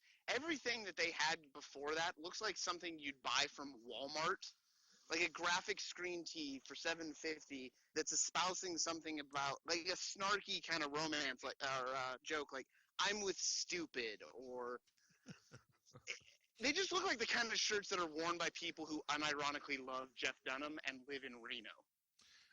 Yeah, come soon to our pro wrestling tees store. A shirt that has "I'm with stupid" and an arrow pointing to Ryback's face. So check that out. Nice. No, I would buy that. I would buy that. Believe that. Believed it. And before we get the fuck out of here, Lucha Underground. Sorry, it kind of got oddly shuffled to the end. I know we've got people are like, forget Raw, just talk about Lucha Underground first. But I apologize. It kind of things got shuffled around. Blame Lucha John. Hit him up on Twitter and What a piece complain. of shit I am. Yeah. What's your Twitter? Your personal Twitter? At Lucha John. My personal. I don't have a personal Twitter. I live kayfabe because life is a work. Life is a work, baby. There you go. And as usual, for any hate mail you have for Suplex City Limits, send it to @the_Federation Podcast on Twitter. Okay. Moving on. Can't forget about our Canadian brothers. I was just talking to Tyler Fudge of the Federation today about setting up the next fucking Suplex City Limits Federation Super Show. So, Oh, are you getting the booking ready for that one? yeah, get ready for that sometime. Awesome. A scrotum tingle in anticipation. Mine is too. Oh, is that a jet? What the fuck was that? I wish it was a jet, but instead it's a giant black Hummer, and I can only imagine the guy driving it wears Ed Hardy shirts, and his name is Chad. Yeah, he's a registered sex offender, probably. Yeah, of course, yeah. Of course. I think pretty much everyone who drives a Hummer is a registered sex offender. I hear they come with roofies in the glove compartment. Yeah, I've heard that's an actual statistic. So where are we to? Driving a Hummer is the same thing as saying all through college I wore my visor to the side. Or backwards and upside down. Or Yeah, One of the two. or my older brother was a dickhead to me when I was younger. Yeah, my dad didn't love me. Lucha Underground, well, another great show. Sorry if we're going to be spoiling it for Lucha John. Yep, sorry. go for it. But it started off with a Pentagon Jr. and Vampiro segment. It was pretty awesome overall. I thought it was good. And just kind of building more on their shit. We did get Jack Evans and the athlete named PJ Black, as he is now known. Really awesome match. Jack Evans comes out and jacks the mic from the announcer, and he's fucking rocking it as a heel down there. Yeah, he is. It's just super good match. I mean, I don't know. I don't mind PJ Black. I think like as far as with so many strong characters, I don't feel like the Darewolf is much of a character. No, he doesn't have a no. But he's good in the ring. I think he's fine. He's a decent worker. Yeah, he's down there to work. So yeah. I was there for his debut match at the taping, and I can tell you, he's a sloppy ring worker. They cut out several botches. He had that debut match against Willie Mack, and Willie tried to cover for him in a lot of spots, but luckily there's so much post-production that they were able to make him look good, but in a live show, PJ Black doesn't impress me personally. Well, there you go. Okay. Yeah, I mean, well, obviously the show, being very edited, you can hide a lot of that shit, so. King Cuerno and Killshot, man, Cuerno's on, like, every episode. Yeah, he is. That's not a complaint. All in all, good match, too. I like both of these guys. The WWE roster, we like 5 guys on that whole entire roster, and yet I love, like, everybody on this roster. They also had a cool vignette for Famous B. He's coming back, and it's like him's like a used car salesman kind of deal, and it's like 423 get fame. So I actually called the number, and there's like a message from Famous B on there. I thought it was a pretty cool fucking deal. Oh, really? Yeah, it's pretty cool, man. If you haven't called the number, What a gimmick. yeah, no, I was like, I'm gonna call that number, and yeah, it's pretty cool, man. I popped when it actually was something for it. And I was like, that's badass, dude. But Phoenix came in at the end of this match. I mean, they're still working the Phoenix and King Cuerno angle, so that'll be happening more. The sirens in the background, that's God. awesome. Just to prove that I'm really in Las Vegas, I'm sure they just found a body. Weighing in, I haven't seen what happened this week, but I've been a big fan of the King Cuerno Fenix rivalry. I'm a big Fenix Mart. Got to meet him in the parking lot outside of the temple. And King Cuerno, like El Hijo de Fantasma, that guy is the perfect Lucha Underground guy because his English is excellent. He's great on the mic. He can be one of the big frontmen for that entire promotion. And they've got something special if they can continue this angle. Something potentially as good as Fenix Mil Muertes. Dude. And him in the mat, like, dressed up in the full Western gear with the cowboy hat, with the mask, I'll pop every motherfucking time. The shitty fucking, like, the truck he was driving, like he's about to go pick avocados all day. Fucking awesome, man. That's good shit. No, that's good shit. Yeah, no, I'm definitely a Cuerno guy. I'm starting to think. I've been watching Lucha Underground each week, and I'm actually curious. I didn't see. Was I in the crowd this week? I didn't see, but there's a lot of people wearing masks.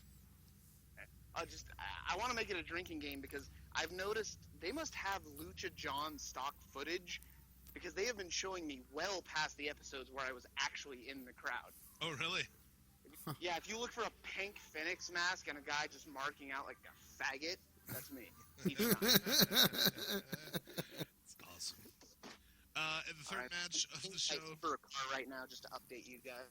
You were getting in a car? Yeah, my Uber driver just showed up. Hey, is he? Tell him you're doing a fucking wrestling podcast as we speak, man. Or do you not talk to those guys? Fucking wrestling podcast.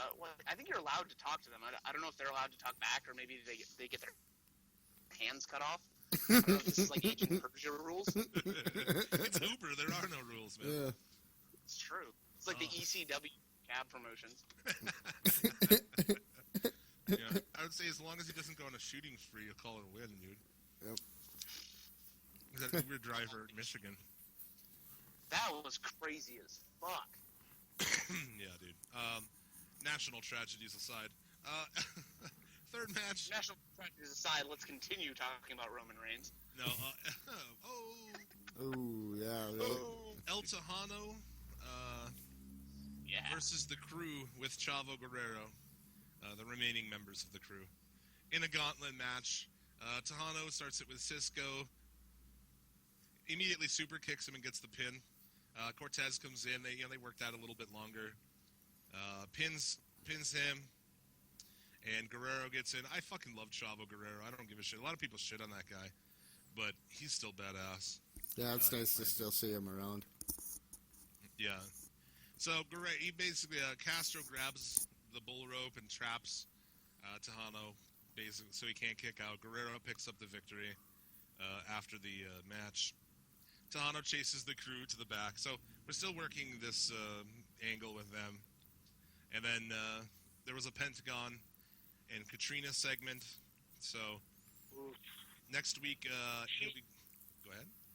Those bangs of hers make my penis happy. I'm just gonna say it right now. Everybody's saying that, dude. Look of hers. Yeah. He puts her into an arm bar. Lights go out quick and back quick. She's teleported to the side of the ring. The same thing again. Boom, she's outside. So she kind of teleports off, and that sets up Pentagon Jr. and Mil Muertes next week. Even though he's got a broken arm, kayfabe, I don't know. Whatever. So that should be interesting. And then the last match on the card, Mundo and Brian Cage. Badass match. You know, as far as big fucking giant guys go, Cage is pretty good. Cage is good, man. This was the debut of Taya, who is... Oh, yeah. How did that go? She jumps in. She jumps into the ring and hits Cage in the face with a pipe. Yeah, with a lead pipe. No, she gives it to Mundo. Okay, right, yeah. Well, there you go. Yeah. He gives a pipe to Mundo. Mundo hits Cage. Running in on a guy like Cage. I mean, that guy's not even human. He's a machine. He is a machine. I heard that before. I've heard him speak about this at length. And what's We got weird is I'm pretty sure, like, as far as nomenclature goes, they call him Cage. we got a bad connection, man. I'm curious. Can you hear me? I've got full bars. You're killing me. Yeah, we lost you. Can you hear me? Oh, you're back. Oh, now you're back. I've got full bars. We're going. I just want to ask you guys, as far as Lucha Underground goes in the kayfabe, how do you guys feel about Joey Ryan and his angle? The fact that Cortez has been an undercover cop this whole time. It's awesome. What do you think about the storyline? I like it. Yeah, I like it. I think it's a perfect storyline to bring him into Lucha Underground. I like it a lot. Dude, I was popping so hard when I saw Joey Ryan come in as an undercover cop. That's amazing, dude. All about it. And dude, this is good, man. This whole fucking show, I just love it. Every week I'm so excited to watch the shit. But at the end of the show, Cuerno comes in and, he wants his match, with Mil Muertes because he does hold the Gift of the Gods championship. Katrina says that's, basically tough shit. He's already got a match next week, and he'll be going against Phoenix. So we're going to get King next week. You got ladder match. Yeah, in a ladder match, right. So you got Phoenix and Cuerno in a ladder match, and then you got Mil Muertes and Pentagon. So that's going to be a bad fucking ass. Yeah, that's probably going to be the whole episode. Hopefully we get a couple 20-minute matches out of it. That'd be all right. That would be good. I could dig that. There you go. So that's the week in wrestling, man. That's it, huh? We already did Hall of Fame? Yeah, we did. Oh, wow, we're done already. Great Hall of Fame. Yeah, Oh, man. wow. This is the end of You had a very eloquent and sexually attractive guest as well. Yeah, exactly. So, busted. Yeah, it ended up being a probably 2-hour show, a little over 2 Yeah, hours. we'll be right around there. Too, Yeah. So my laptop's about to die, so let's Oh. wrap this bitch up. And fucking A, man, good show. Thanks, John. Thanks for having me on. Dude, thanks for taking the time out and going through all the bullshit that you did to be on the show. Absolutely. I mean, just so you know, do I need to talk to your agent about my appearance fee, or how does this work? You guys send me a check, or how does that work? You're gonna get a package with a jar of pennies in the mail. Yeah. I heard you guys, since I've been on, I get a discount on Lucha Loot. So That's right. You do. God, that's a great prize. What was the 10% code? off. Were you listening? What's the code? Yeah, it was what? You guys said SLC 10, right? SCL 10. Yeah, SCLT. I'm dyslexic. Shut up. So yeah, check out the Put 'Em Over podcast everywhere fine podcasts are found. I'm sure you're on all the usual suspects, as are we. Follow on Twitter, Put 'Em Over, and you can follow Lucha John directly at Lucha John. You got anything else to plug on the way out? What's your new? You talked about the new episode. When is that out? The new episode, we're not sure when it's going to be out, but we're trying to hook up. We're going to be interviewing Stokely Hathaway, as I said, so that should be a lot of fun. We're hoping to have Raymond Rowe on the show here pretty soon as well, so talk some War Machine, which Nice. should pop you guys. But Awesome, cool. just plug, I'll definitely plug myself at Lucha John, because I'm definitely the best guy in our group, because the other two suck. Come on and shoot with me. Always have fun marking out with people. So Awesome. And yeah, that's going to do it for this week. Next week, we are joined by pro wrestler, the hipster heartthrob, Casanova Valentine. He'll be hanging out with us. Also, coming up in the future, we've just booked Scotty from the Spanish Announce Table podcast will be coming on. And that leads us into our 1-year anniversary show. It's going to be just me and Rando, rocking solo, looking back on the last year of the show. So keep tuning in and, like, follow, subscribe, all that shit. We'll be back next week. And as always, may you get all the dick and or pussy you deserve.